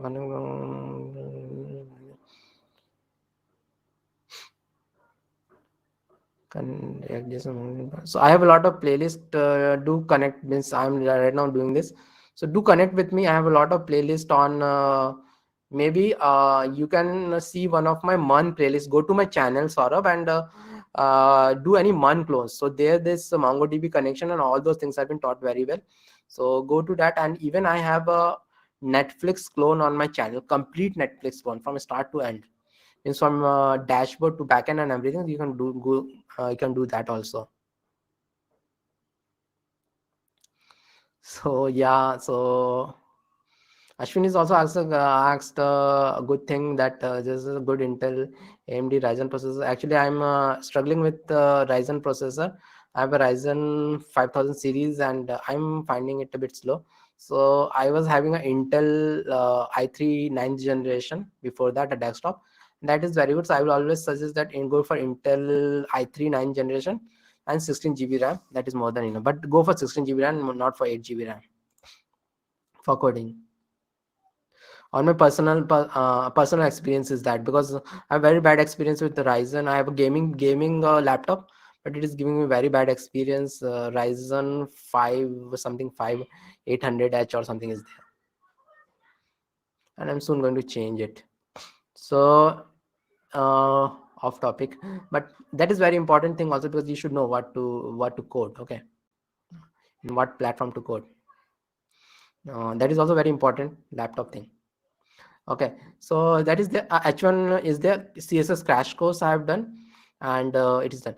And if that had come to that, I will tell you, see, this web development doesn't need very powerful laptop, but if you're going for mobile development, then it requires a very powerful laptop. You have to sell easily 80,000 rupees, and then I will prefer, don't go for Intel, also go for a Mac if you're going into mobile development. Because and there is something, see, I'm using this is known as Visual Studio, very lightweight, but mobile development is done through something known as Android Studio, which is very heavy. Even my laptop, it is a very high-end gaming laptop, which is 70,000 rupees, so it doesn't work with Android Studio. It hangs with Android Studio.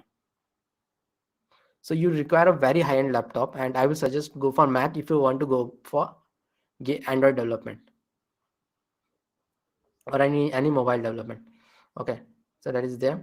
So this CSS crash course I've done. Now this is showing like bland, like all this like black and white. By default everything is like this, black and white only. So we have to do the CSS there. So how to do the CSS? So CSS is generally done through that. There are some other topics also, but as I told, I will only touch the surface in CSS. So I have to target this thing, and this is the main way which I'm telling. I have to target this thing, H1. And CSS is also all about learning about this CSS properties. But CSS is much more than HTML. If HTML have only 5,000 tags, CSS will have more than 20-30,000 properties. And you don't have to learn all of these things. And you can go crazy with CSS, and you can become very good in CSS also. And if you are going through that route, you can even skip the JS part. You can only learn the HTML and CSS and become very good at it. Then you should take the designer path. I say no, don't take the WordPress part. Take the designer part. Learn Figma. Learn HTML, CSS. Be a good designer, because nowadays designers need to know. Designer only gives us the HTML and the CSS correctly. Means definitely the developer have to integrate, but the designer gives those beautiful sites. Because I run a service company also, I know that we have different React.js developer and we have CSS experts with us also. So that is there. But anyways, the front-end developer should be also very good in CSS, because I know a lot of CSS myself also. So this H1, I will give the style for this. Okay. And so I have to write this H1. Now the CSS tags, they're not tags, so I have to write them. So maybe I will change the color of it. Color is like dark blue. I'll take, let's save it. But it's still black, it is not blue. So how to do that? So because I have to link the HTML to the CSS, they're now different file, but I have to link both of them. So how to link them? So in the head part of the HTML, I will come and I'll write a link and CSS, link and CSS you do like this, and then the press the tab. This is again a shortcut. If you don't give the shortcut, write the complete thing. Style sheet and style.css. So exact file name. If you are saving it as styles.css, you have to write the styles here. If you're saving it inside some folder, you have to give that folder name. Then only it will come. So style.css I'll do. Now see, now it is a blue color, dark blue color. So this is how it comes. Okay. So now let us have something more also here. Okay, before moving forward, H3 best place to learn CSS. Save it, and let us have a P also after this. Lorem. So we have all these things. So we are going to style all these things soon. Okay, so that is there. Now we'll learn about colors. Someone was also telling already, so tell us about colors and all. So we'll learn about colors, and colors is something which I teach very well, even in this basic CSS class. And see, website, black and white websites are very bland and they don't look good. And color is something which adds to our life also, and adds to everything. It adds to a website. All those good looking website are made with colors only. So one of the very good looking website is like okay, so anyways, you can go to Facebook. Also Facebook is also very good looking. LinkedIn is also very good looking, and all those. Yeah, one of the very good looking website is known as Stripe. Stripe. They are always in forefront of everything. Means I'm talking from a style perspective. Stripe. See this site. This is a top site. Means if you have to take some inspiration, this is one of the top sites. Stripe. This is known as one of the top sites. They keep on changing their website. So this is what a CSS can do to any site. This, it can make it so beautiful like this. Stripe. And in India we have this is a US site. We have Cred. So everybody knows Cred, about Cred. Okay, so Cred is one of the top. Means they are also very good. Means they are, although their app is more better, but they are also means like amazing. And if you want to take inspiration, you one of the another see this thing.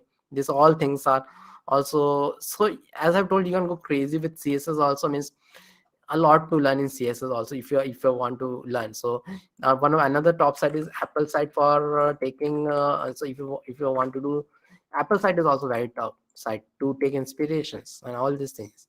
These are done by this. See, if you go here, it is like all of these sites are top sites.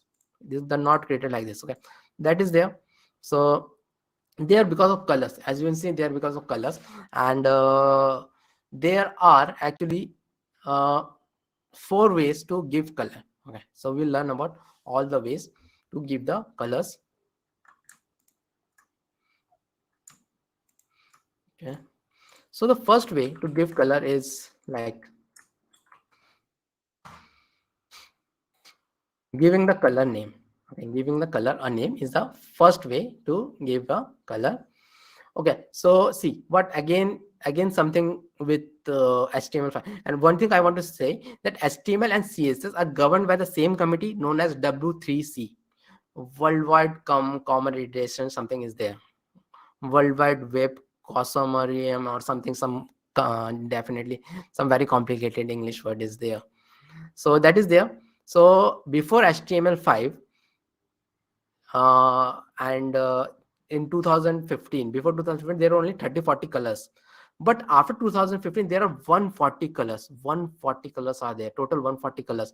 And there are some very good colors like Indian red, dark red, and actually I know a lot of them because I use a lot of them. Because you cannot when you start doing it, you start remembering some of the color name, like khaki, dark khaki. See, this is a very popular color name which I remember because I use it a lot. Dark khaki is there, then chart reuse is there. And the benefit of VS Code is that the moment you start typing, it will show you all the predictions and all. So this all are there, and we can go crazy with this. And like this H1 I have given color. So maybe the body also I'll give a color. Okay, no, body I'll give a different color. So see, this is like a dark blue. I've already given it. Okay, so which profile is better when it comes to placement purpose, GitHub or LinkedIn? LinkedIn more, but you have to have a GitHub profile also, because you have to give that GitHub, you have to show what you have done. As I've always told, you have to create projects and put them on your GitHub and show them on your LinkedIn. Create projects, put them on your GitHub, show them on your LinkedIn, get a job. That is what I always preach, and that is what all of my students who follows me do. When these students come to me, they have hardly 10-15 LinkedIn connection, and in a month time they grow. So these are the people who are not even in my paid courses. They are the people who are in my WhatsApp groups, who are following me on YouTube, and in a month time they grow to 500 connections, and they start doing wonders with those projects. Okay, so yeah, Mohammed, yeah, Salim, I have told you that I am not going to go much detail in CSS, and I am going to tell about inline CSS, internal CSS, external CSS in the class which will start next week. I'm going to tell in detail about that. So right now I cannot go in that much detail. Okay. So because I have to hard stop for CSS at 5 p.m. because I have to cover JavaScript also, and this is for complete beginners who are going to get their feet in water, and they have to feel that water, what is there, how much deep is that water, they have to feel that thing. So for that only, the main criteria of this is that only. So have people, so there is 100%, I know there are mechanical engineers who are watching this stream, there are BCom graduates who are watching this stream. For them this is alien language. Sometimes this can be alien language for them. It is not that much easy, because I teach a lot of them in my paid boot camps through my YouTube, and for them it's very difficult. It's very difficult because they have not even touched a laptop with doing this thing. Even opening a VS Code is a challenge for them. So that's why this is for them. This is for all of you mechanical guys. This is all of you commerce people who want to become a web developer and change the destiny of your whole family. Okay, so this is there, and then this H1 I have written color. So this is as I have told, this is the first way. So now we are going to look into the other ways.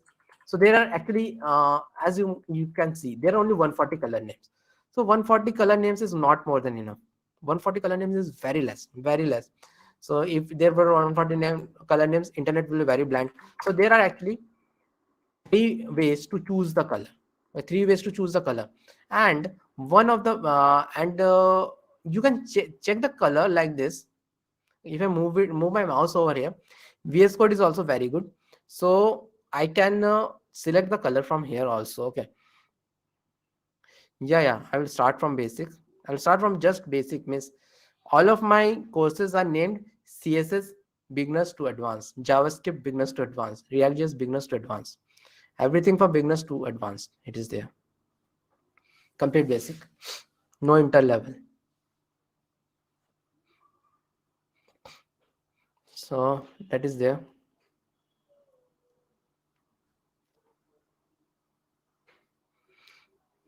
So I'll answer all these questions maybe later on. Maybe you can come to the Friday class. People are asking a lot of questions because I'm going to is changing, because let people see. So what are the skills required for front-end development other than HTML, JavaScript? It is React. The other skills which is required is React. Only React. Don't learn anything else. Okay, Venkat, don't learn anything else. And that is what I teach also. And that's why first week is CSS, second week is JavaScript, and third week is React. Okay. So what I was telling, okay, I forgot them. So the 3 ways to pick color, I was telling the 3 ways to pick color. Let us see those 3 ways to pick color. Okay, so first way is the hexadecimal, and that is from the starting. The hexadecimal way is from the starting to choose the color. Hexadecimal way. So hexadecimal is what? Hexadecimal is this hex code. What is this hex code? So hex code means if you remember in 7th and 8th, we learned about there are different systems are there. Base 2. So there is a base 2 system known as binary system, which has got 2 things, only 0 and 1. There is base 10 decimal, which we all follow, which is 0 to 9. Base 10, it is known as. There is something known as base 16, which is hexadecimal. Why it is base 16? It has got those 0 to 9 also of decimal, and it has got A to F also, A to F alphabet also. It is base 16, so it is much more superior than decimal because it can hold more values. So that's why CSS color are used using the hexadecimal values, because they can hold more values. So this is the hexadecimal code, and you don't have to learn the hexadecimal code, because there are millions and billions of hexadecimal code. Even if I do a minute change here, this is known as a color picker, this will change this thing. Now how this is there? So actually it is consists of 3 parts. It consists of 6 digits. So first 2 digits belong to red, second 2 digits belong to green, and third 2 digits belong to blue. Red, green, and blue. Why red, green, and blue? Because a human eye can see only red, green, and blue color, or a combination of those 3 colors. So all the colors which the human spectrum can see, it is on red, green, and blue only. Some other organisms can see some other spectrum that you can check it in Discovery, but I don't know. But there are organisms who can see some other spectrum. But human can see red, green, and blue, the combination of that only. So first 2 stands for red, second 2 stands for green, third 2 stands for blue. So I'm telling the theory about it also. Not much to learn in the theory, but yeah, it is good to know the theory about everything. So that is there. So what I'm going to do, I'm going to take a yellow kind of a color, light yellow kind of a color. Okay, so this color I will take, and I will change the background back. I will change not the background. I will change what is there, a body. So the body also I can give the color, and here I will change the background as this thing. Save it, and then so body also I can choose. Okay, so see, now I will go back. See, the background is like a yellow kind of a color, yellow kind of a color.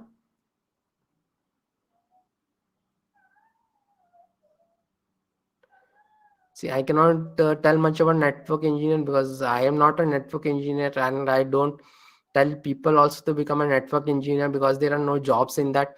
If you want to become a network engineer, you have to go to network security and all, and as always there are not much jobs in it, and you have to be an ethical hacker and all. See, the problem with network engineers right now is that everything has moved to the cloud. It's much better to become a cloud engineer than to become a network engineer. So after web app development, if something is there which have a most number of jobs, I always tell about the thing which have the most number of jobs. So most number of jobs are in DevOps, which is mainly a cloud engineer only. DevOps. Don't go for network engineer, there are no jobs in that. Go for cloud engineer. That also will require some programming skills. So nothing in the world is without programming skills. Network engineers is a dying art which you should not do. Okay, hope it answered your question, Aswin. So this body background, so I've answered a lot of questions, and today that's why I spent a lot of time. Okay, so that is okay. So background is there, and this is how we do it. Okay, so now the next system which we are going to do is this. This is known as RGB. Someone was asking about the RGB only. So RGB stands for red, green, and blue. As I've always told, the human eye sees red, green, and blue. So here what happens? We have first is red, second is green, third is blue. Again, you don't have to learn no much thing here. You can just do it. Okay. So I will give this. It's kind of a pink, dark pink, and this maybe the H3 color. I will give it as this thing.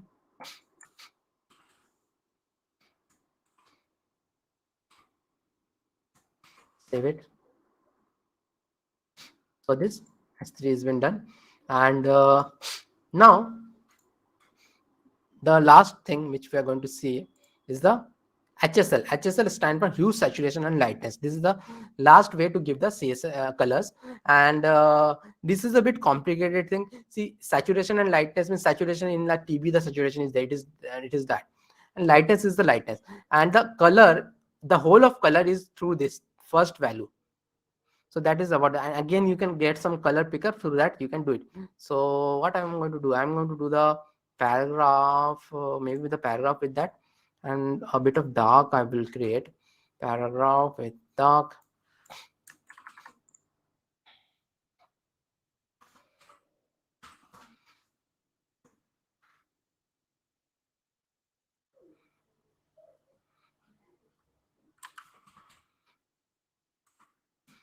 Actually, we are running out of time, so these are the different ways I will tell again. So one is this your color name, second is the hexadecimal, third is the RGB, and fourth is the HSN. Okay, these are the three different ways. First, you can see from the side the different values which are there, and the last three ways you can pick up from any color picker. There are a lot available. Maybe I will give this color pickers. You can pick up from there. And the details, you can watch the replay and you can see the details I have already covered, because it will be very difficult to cover a lot of things which I needed to cover. Okay, so HSL I've done this, and see, this is been shown like this, but this is not been very good because this is I think I need to do a bit more.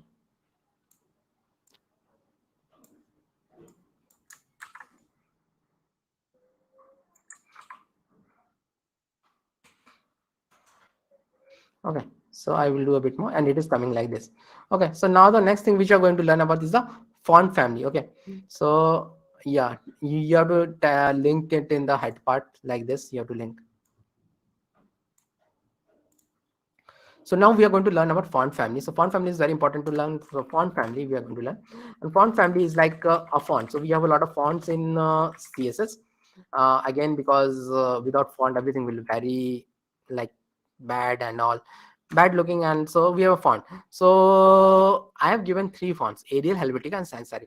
Why I have given three fonts? I have given three fonts because the first one is the font which the browser will pick up. The second two are the fallback fonts. The Helvetica and Sans Serif are the fallback font. Although all these three are very popular font, and all of those three will work.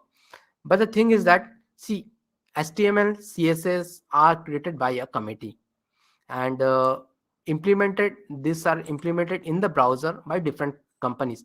Like Chrome is created by Google, Firefox is created by Mozilla, Safari is created by Apple, and Edge is created by Microsoft. So they are different companies. So sometimes whatever they do, means whatever your CSS HTML people do, they don't implement it at the same time.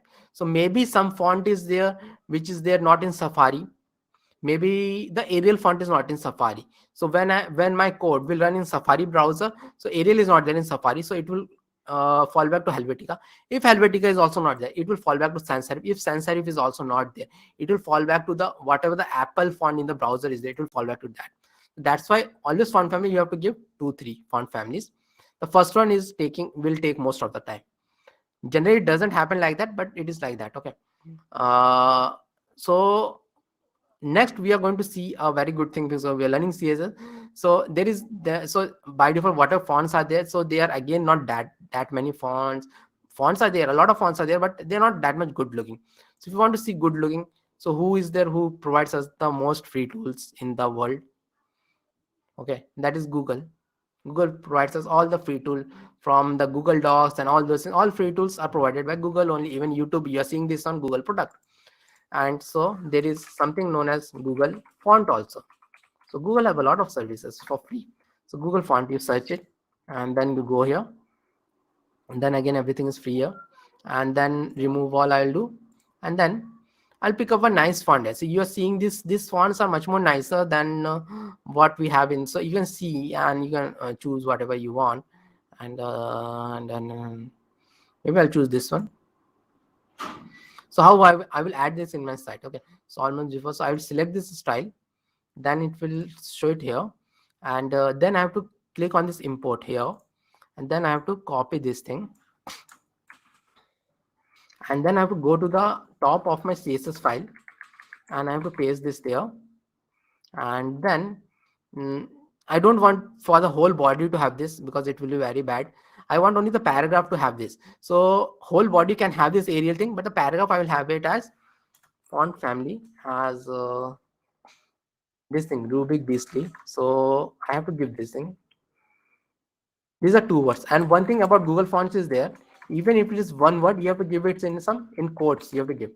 And in this thing, fallback fonts are very important in Google font. Why? See, this is the internet link. In Western countries, internet might be 100% times. Even with Reliance Jio, in India, internet is not 100% time. I gave the example when a train enters in a tunnel. So suddenly the internet connection goes away. This is coming from the internet. How it will show? It will not show. Then it had to fall back to this thing. When our website is loaded, it is already cached. Okay, so that then it will not show our fancy font the moment the internet goes away. So if I go back, so that's why the fallback fonts are very important when we give some fancy fonts like Google font. So I'll go here, see how good it is looking in comparison to all these things. This is looking way too awesome. So this is how good it is looking. And so we are done here with this. Now we are going to do,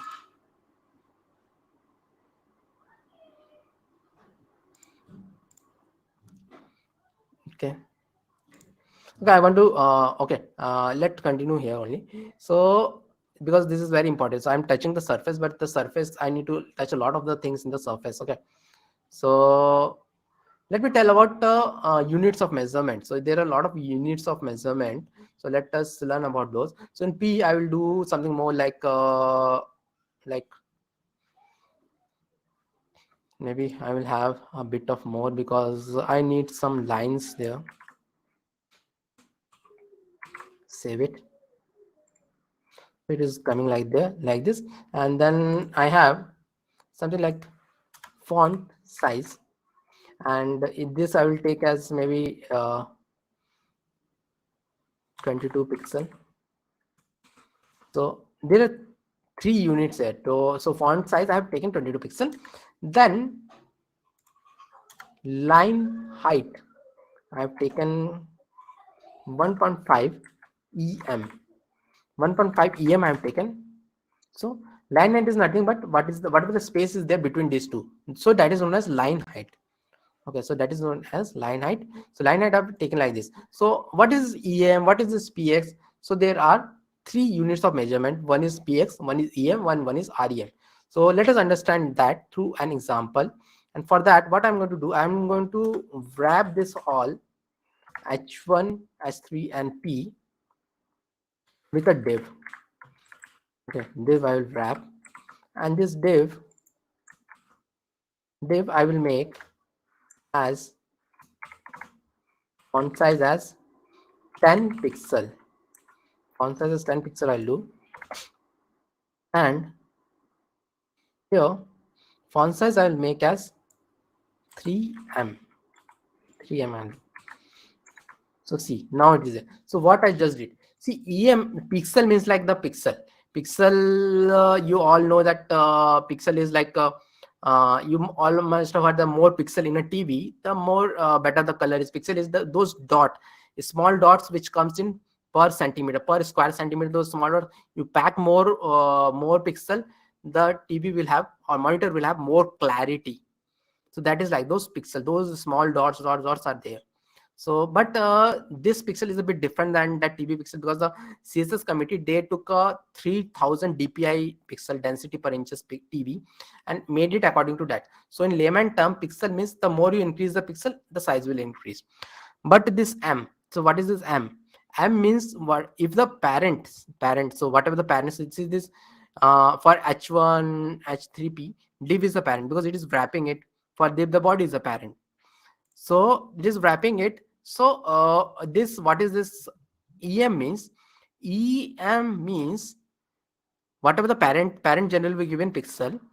If 3em is there, so it is 3 into 10, 30 pixel. 4em, 4 into 10, 40 pixel. So that is known as em. Okay, that belongs to the parent, whatever the parent have. So now we have something known as rem also. Okay, rem also, it is just a rem. So I'll save this rem. It has become even bigger. Why it has become even bigger? See, the rem doesn't belong to the div, and it doesn't belong to the parent. It belongs to the means complete parent, and complete parent is the body or the root, whatever you say. By default, this is by default the CSS team has done that. Every browser, the default size is 16 pixel. The default size is 16 pixel. So REM 3 REM is 16 into 3. It is way much better than, way much bigger than the your EM. So that is the REM and EM. Normal P and dot P in says, okay. Okay, I'll tell about that. That is something which we are coming on next. Okay, so this P is, I'm just selecting the paragraph. These are all till now what I'm doing. I'm selecting the tags H1, H3, P. I'm selecting those tags P, div, and all these things I'm selecting. I'm just selecting those things. Okay, so that is there. So this is the difference between REM and RAM. And now what is happening? See, you might have seen this. See, these have become very small because the parent div I have made is at 10 pixels. So it is affecting that also. I don't want that. And this is 3 RAM is also very big. So I will make it as maybe 2 RAM. Save it. RAM is okay. Okay, so this div I don't want, and this div is affecting a lot of things. Okay, and then now it's time to answer, and Ashwin has asked the answer. It is right the correct time, because I was going to tell that only. That dot p is nothing, but that is how we take the classes. With the dot we take the classes, and in most of the CSS projects in which you will work, no developer is allowed to give like this. Why? Because if I give for a H1, H3, P, this generic rule, in most projects what happened, a lot of front-end developer works. In the last project I was working, there were 20 front-end developers working, and that same project, it took us 2 years to make. So if everyone start using H1, H3P, CSS styles are always global. It will affect the whole project, and the whole project will break. So what the developers do, they use something known as classes or IDs to uniquely identify that theme, and they don't use this generic styles. So we are going to use the IDs now. Okay, IDs now, IDs and classes. We're going to learn about IDs, and there is a little bit of difference between that, but the main thing is that they are used to uniquely identify something. So suppose this div is there, I'll do a class equal to container. This name doesn't matter, that this is a keyword. Class equal to container I'll do. So now this container, I can style it like, I can come here, and I have commented this. See, commenting works in like this way. I'll come here and dot container. So this is how classes is taken. So Ashwin, this is how classes are taken. Dot, with the dot I am taking. So dot p is, means it is a very bad name for a class, if you consider me. So if I take it instead of container, I'll take it p, then I can use a dot p there. Okay, but that's a bad name, because it should be some descriptive name. So I have taken this container because it is containing everything, and then I have to do it with dot container, and then I can give something like the background is like maybe, what is the color right now? Light blue. I'll do light blue, and see, the background is complete. The background completely is light blue right now. Okay, light blue is also very big.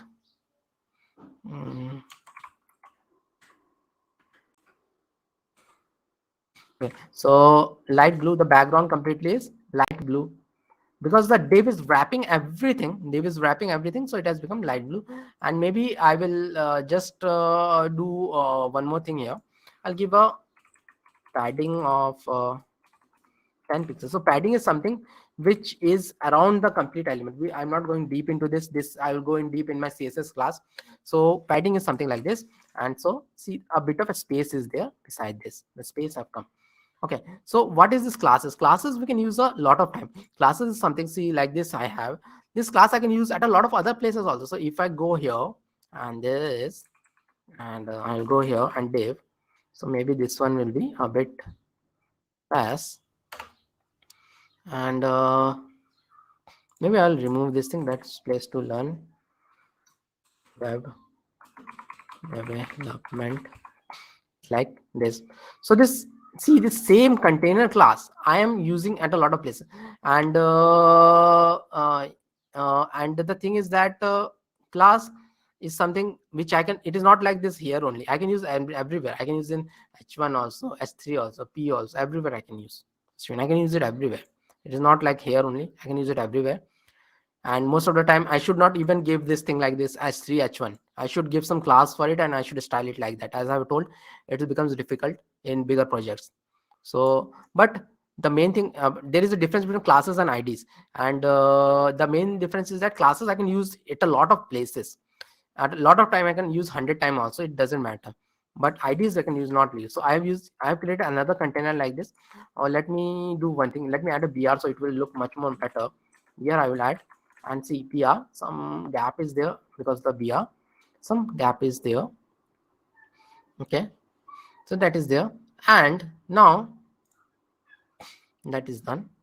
Okay, so this is how the class is used. Now I will tell about the IDs. What are these IDs? Okay, the IDs, so IDs are unique. IDs you can use only once. Suppose this P, I will use the ID on the P and I want to make it different than the whatever the P is there earlier. So I'll make an ID, and ID equal to, I'll write anything like second P, I'll write. And now this is used to uniquely identify this. Second P I will click, and then I have to use the hash.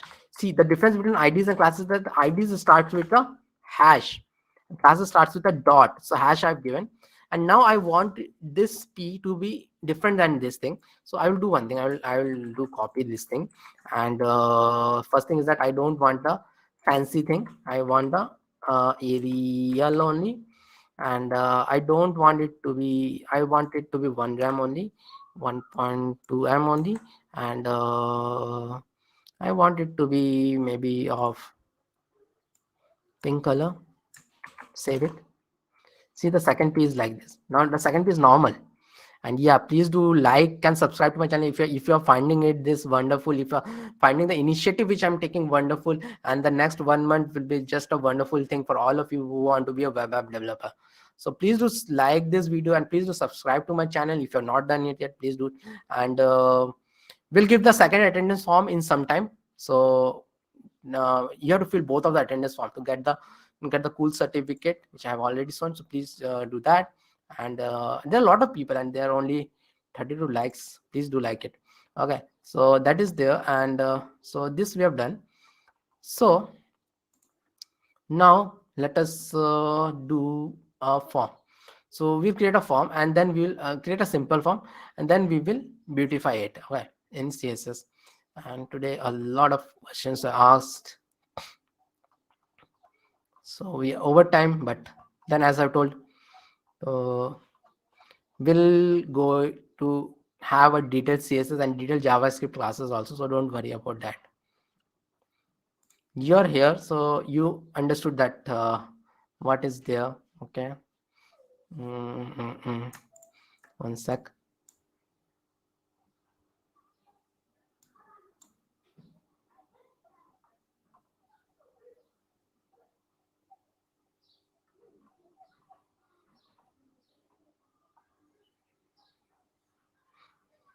Okay, so we are going to do the complete a form as I have told. So we have to do a form only.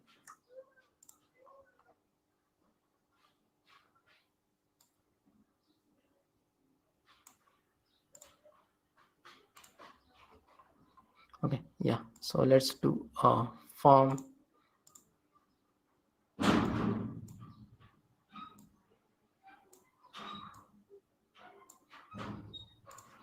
Okay, here I am here. So let's create a form, and as always, let's have some BR and HR so that the form can be look a bit different. BR and HR. And let's first create a ugly form with HTML, and then we are going to beautify it with CSS. So let's first create ugly form dot my form, and this is again a shortcut. Form dot my form I've done, it will create a class of form. So we are going to have a lot of classes now because classes are very important. And then we are going to have a div dot form So we are going to have a div inside the that will have the label and the input. So I'll have a label here, and label will be name, and input type is text, and name equal to name, and we will have two more form groups here. Okay, so two more form groups will have, and this thing will have email, name, email. Okay, name, email, and maybe I will have the password, and see, there is type email also is there, and there is a type password is also there. The type password is also there, type email is there, also there. These things we are going to have, and suppose this is a just a submit form, and then input type text, no, type is submit, and I will have a class of button and value of submit. So this I will have. So this is like a form. So a form is there like this, and like save it, and now we'll get this ugly form. As I have told, we get a very ugly form. So this is there. Okay, now the password is getting filled. It is okay, password is getting filled. Okay, so now this is CSS class. So what we are going to do, we are going to beautify this ugly form. So first thing is that first rule to beautify everything is that I'll do this my form, and as I've told, there is something known as padding, which is beside everything. So my form I have done, and that padding is something the space around everything, and this thing I will teach in detail in the CSS beginners to advanced. Okay, so padding, just now learn that thing. Okay, 20 px I'll do and save it. So now I'll have this a bit of padding beside everything. Okay, so that is there. Okay, then I will have this form group. See, you're seeing this form group which is wrapping everything div. So I will add something for this form group. Earlier also we have this div, because with div only they are coming in the different thing, different lines, and we added a br also. So those br thing is not required, because what we are going to do here, I'm going to select this form group, and there is another thing. I can also go like this, dot my form and dot my dot, and this what is this? This is form group. So sometimes it is good to do this two level of thing. It means that if there are some, maybe there is some other form which is like other form, and in that also some form group is there, so we can target that also like this. Okay, and then I'll do the padding bottom of 15 px. I do save it. See, the padding bottom is that this thing in the HTML part we have done with br, break row, we have done with the br, but here we are doing with the padding bottom, and it is looking much more better, much more easier also maybe. And then see this label, see this label is there. I want this label to come in a different line, but label and input, both of them are what? Both of them are inline tags, so they are coming in the same line. And I don't want to add a div. It will make this skeleton also a bit ugly. So I can do a div, wrap this label with a div. But beside that, I can do another thing. Okay, I will do this dot my form label, and then I'll do a display of block. I will save it, display of block, and then see, now this is coming in a different line. Name, email, and password are all coming in some different line, because this is a block level element. This is how we change it to a block level element. Now the main thing is that to completely beautify our form, I need to add some padding to all of these things. Padding means see, if I'm typing something here, this is very much close, so I want to add some padding to it, and all these things I want to add some padding. So what's the way to do it? So I have to select all these input boxes. So one way is that I will add a common class to all this input type text and all these things. There is another way also, means you should know all these things. Maybe it might seems a bit complicated, but let a hold to it. Let my form, and then there is something known as input type is text. So it means that wherever the input type is text is, so I have to choose 3 times it, because input type email and input type password is also there. So I'll do again dot my form input type password and dot my form. Maybe it will have to, sometimes you can go it in different line also, it is exactly okay. Input type is email is also there. So I will do this and I will do that, select all these things, and then I will do a padding of 8 pixel, padding of 8 pixel. I'll do save it. See, now the padding is a bit bigger. If I type also something, it will look much more better, much more better it will look. But to look it really good, I want it to extend completely to the end. For that I have to do a width of 100%. Save it. Width of 100%, it is going to the end. Now I can do it everything, and like this I can do the email and all those things I can do. So that is there. Now only one thing is remaining to have this form very beautiful, which is this submit thing which we are seeing, this submit thing, submit button. I have to beautify this button also, so that let us beautify this button. So button have a class of button, so I'll do this button and then dot button, and I'll do something quickly because we don't have much time. So what I've done, a background I've done, a border of none, color, padding, text align, center, text decoration, a bit of font size, and I can give padding also. Padding also I've done, cursor of pointer and a border radius of this. So background is will give the background color. Border, there is a border, it will change the border. Then the color will change the text color. Padding is like I will remove this. Padding is whole around this your text. The padding will text align center will exactly at the center. Text decoration none. No, I think don't think we need it. And font size is like the font size also it is. A border radius 5 pixel I've given. What it is going to do, it is going to have those sharp button edges changed. Let's save it. See, now it is looking so good, so good. Okay, it's looking so good.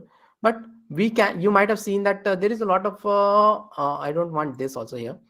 There is a lot of hover state. When you take your mouse over some button, the state changes. So how to do that? So dot button, this is a pseudo thing, hover I'll do, and then here the background I'll change it as light blue or maybe dark blue,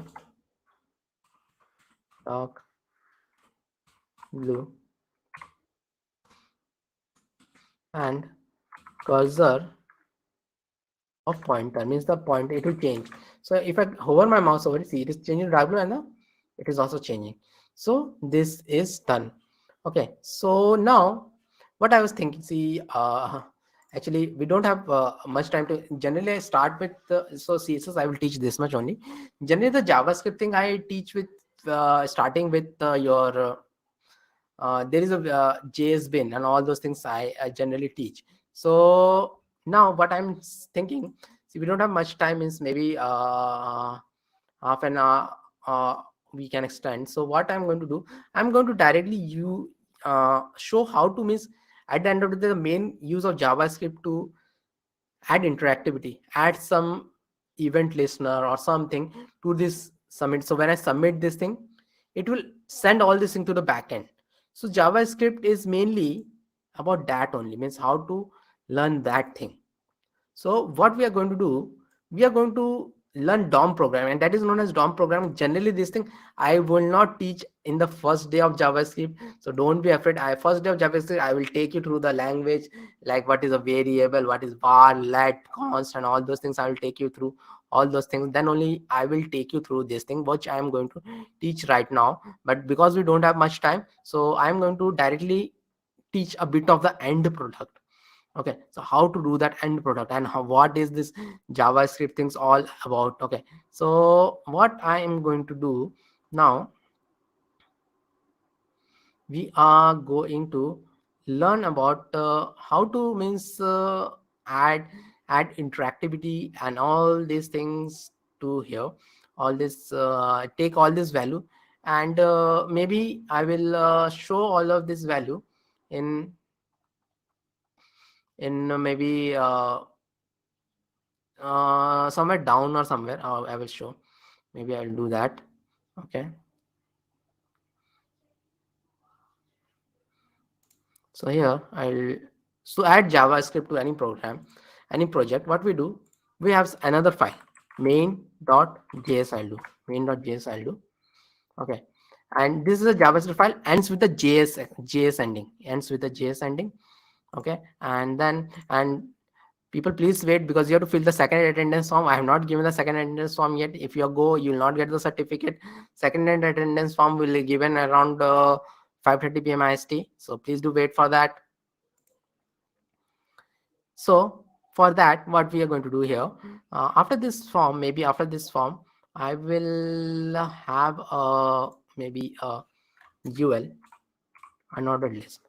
I'm going to have a unordered list, and that unordered list will have a ID of hash users, because I'm not going to show the backend programming right now. And so I'm just having an empty UL.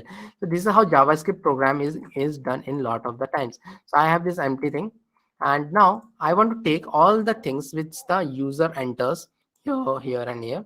When he or she submits it, it will be shown below. So below is where, okay, yeah, so it will be shown below this. So I want to take that. So this is how the JavaScript program will learn. And where does we add the JavaScript?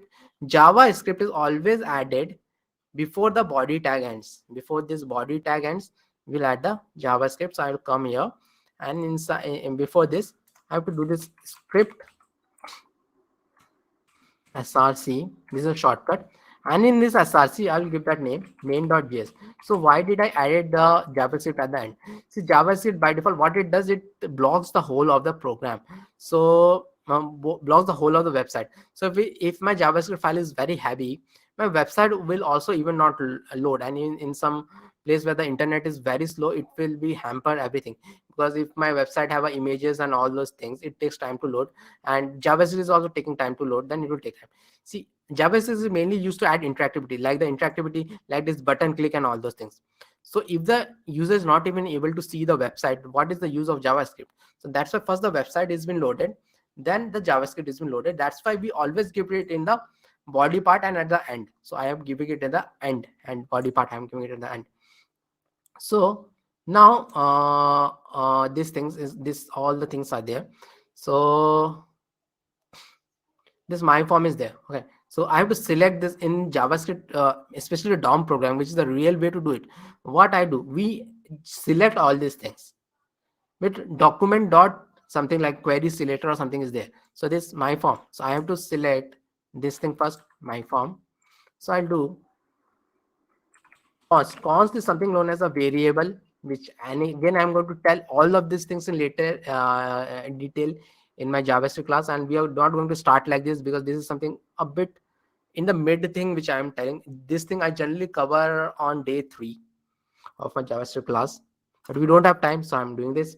So I have this my form equal to document dot query selector, and then this is my actually this is dot form. So if it is class, I have to take a dot. If it is ID, I have to take a hash. So this is a dot I have to take. That is okay. Now I should generally add some IDs here to select it. Select it. So I will add IDs here. Okay, ID equal to name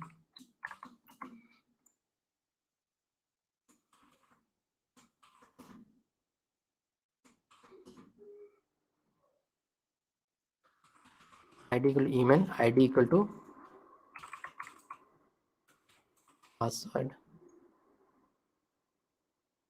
Yeah, all these files will be shared in the description of this video. All these files will be shared. I'll share the GitHub, not the GitHub, I'll share the zip file. Okay, GitHub will be very complicated for most of you.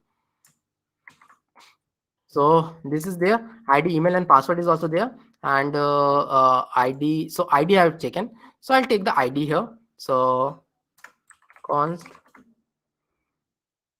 name input equal to document dot query selector, but it is hash, because id, I'm choosing it by the id, so I have to take a hash name. So this is email input. Email input is email. Pass input, password or pass input I can do, and this is what, this is password. This is password. This is how we select the different element through JavaScript.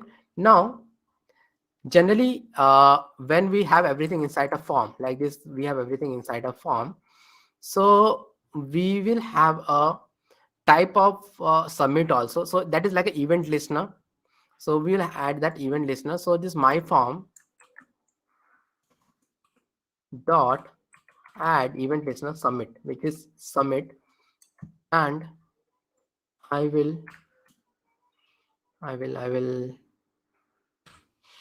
call a function here. Okay, so I'll call that function on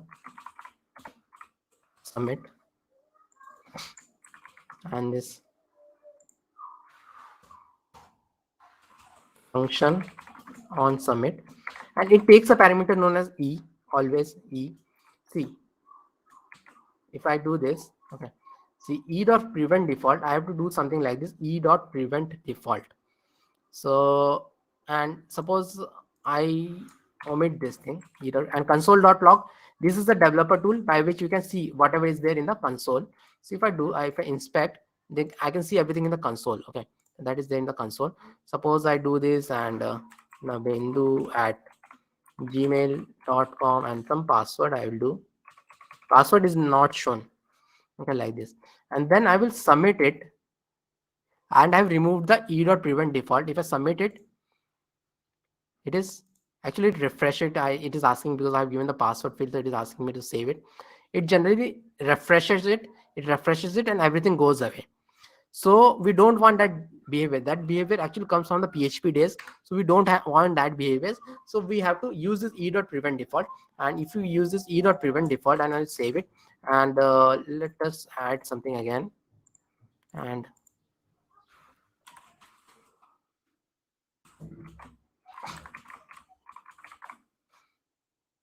I'll submit it. My form is null.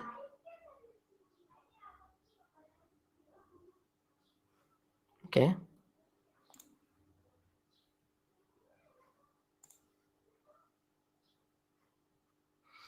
Okay.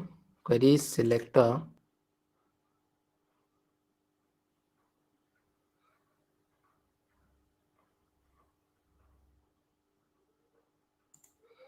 Let me add an ID also. ID equal to, always better to ID. ID always works. Oh, I got it. What was the issue? Sorry.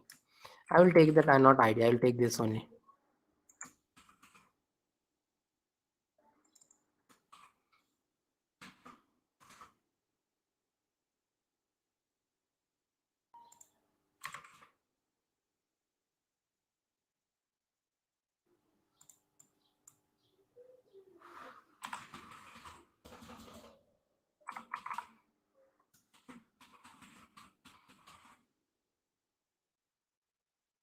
See, this all is coming. Now, whatever I have given, this all is coming here. So this is how it is there. Means in JavaScript, you work like this.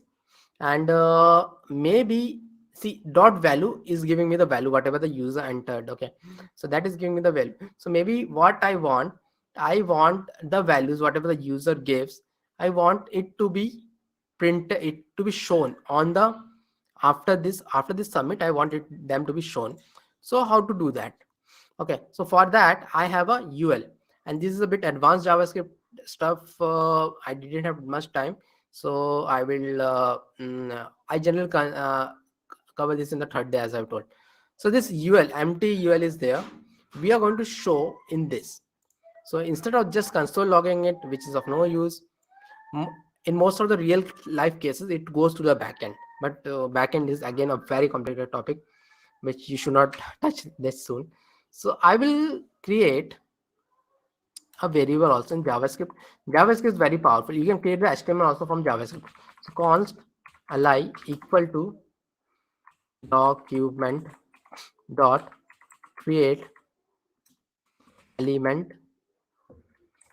ally I am going to do, and then the second attendance form link I have to give.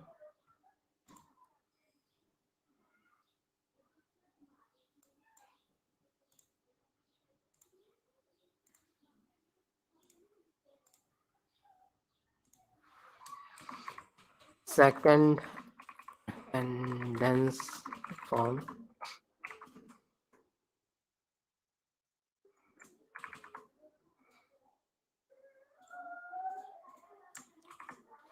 second attendance form is there, and those who have not liked it or subscribed to the video, please like this video and please subscribe to this channel, because I'm doing a lot for all of you people.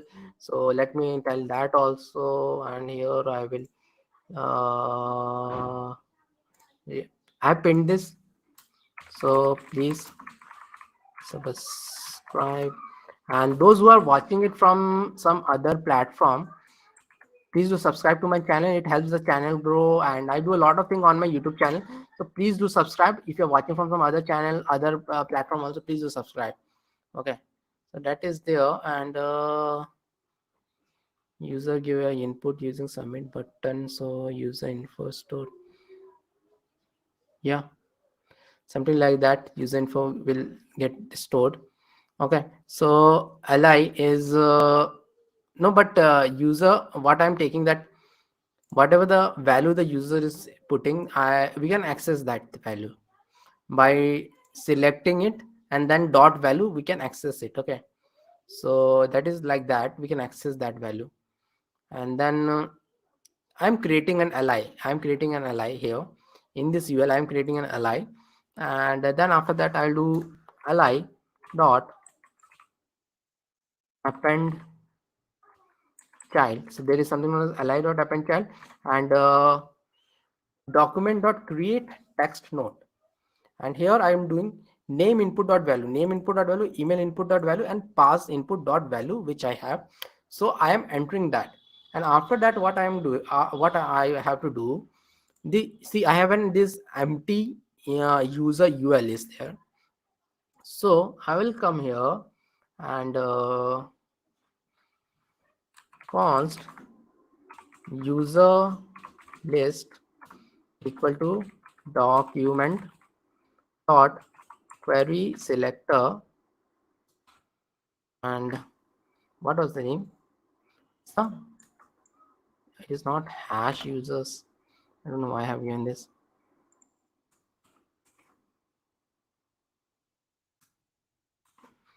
Hash users. How to do like this? And this hash users I've done. Now I have to append in this. Okay, so I have to append in this. So what I'm going to do is user list dot append child ally. Save it. You'll get a certificate by today or tomorrow, because there are a lot of certificates to process. Generally we get around 80 certificates to process. So you will get on your mail. So now I have done this, and maybe I will enter something. Maybe this I will enter, and then I will submit. See, This has been shown here. All these things has been shown here. Generally, it's not a good idea to show all these things. And I should also empty all these things. After it is done, I should empty all these things.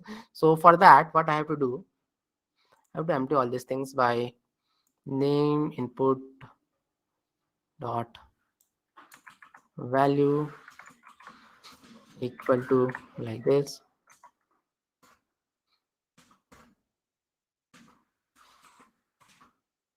So again, submit. See, the moment I submit it, it is all is cleared.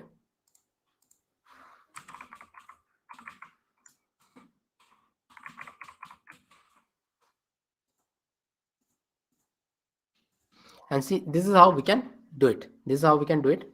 So this is how it is shown, but it is not a good idea to show it like this. Most of the time it will be going to the back end. So this is all about everything, means about everything, means what was there. And those who are not subscribed to my channel, please do subscribe to my channel, because from next week we are going to start the CSS beginners to advanced, and I do that every week on my channel. So if you go to my channel also, YouTube, means I have given the subscription link, but you can directly go, means search the like this, the web dev, one word. The web dev is a one word. You can go and you can check on my channel and all those things. So if you go to the playlist, you can see that I do a lot of this thing every month. So this CSS essential, JavaScript essential, React essential, and Node.js essential I did in the January. So in February again the CSS essential will start, JavaScript essential, React.js essential. Last week I'll do Next.js essential. So all those things I'm going to do again. So it is for absolute beginner. They can miss from, see, HTML. What I taught today is more than enough. And as I say, my channel is all about live stream classes to make you highly paid web app developer, because I am teaching React.js also, which is the thing which is required to for you to become a highly paid web app developer. So that React.js thing is required for you to become a highly paid web app developer, and I'm going to do that. And I give a lot of one-to-ones also. And let me also do one more thing, because I will not share my one-to-one link here. One-to-one means, as I've told, I take that one-to-one through Calendarly. You have to, I'm very busy person. I ran a startup, so I am very busy. So that one-to-one I will give on my YouTube channel. Okay, on my not my YouTube channel, what I'm telling, on WhatsApp group. You come to my WhatsApp group and then you ping me. Not on the WhatsApp group also I will give you on means where is my latest WhatsApp group, because I have a lot of WhatsApp group. So wait, let me give the, and you ping me that you are really serious about your career and you want that one-to-one to happen. Okay, and I will give you half an hour of my time, and I will guide you in your career. You're a student, you're a working professional, anything you are. Invite group via link, copy link. Okay, so I will paste the link. Connect with me. So this is there. Connect with me on this, and connect with me. Connect with me here. And someone was asking something.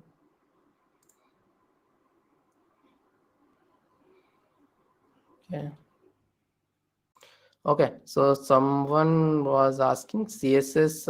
Okay, CSS starting day and time. So CSS starting day and my time. All the playlists on my site are, if you can see, it is all at about CSS is starting at on. Wait, let me write it also, so everyone can know it. 31st Jan, 31st Jan, 8:30 p.m. IST. It's Monday to Friday, so daily 1 hour. 31st Jan 8:30 p.m. IST to 9:30 p.m. IST. So it is from 31st to 4th. 31st to 4th. It is there, and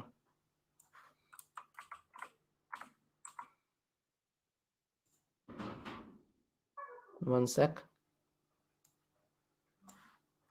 Let me do one more thing. Let me put one more thing.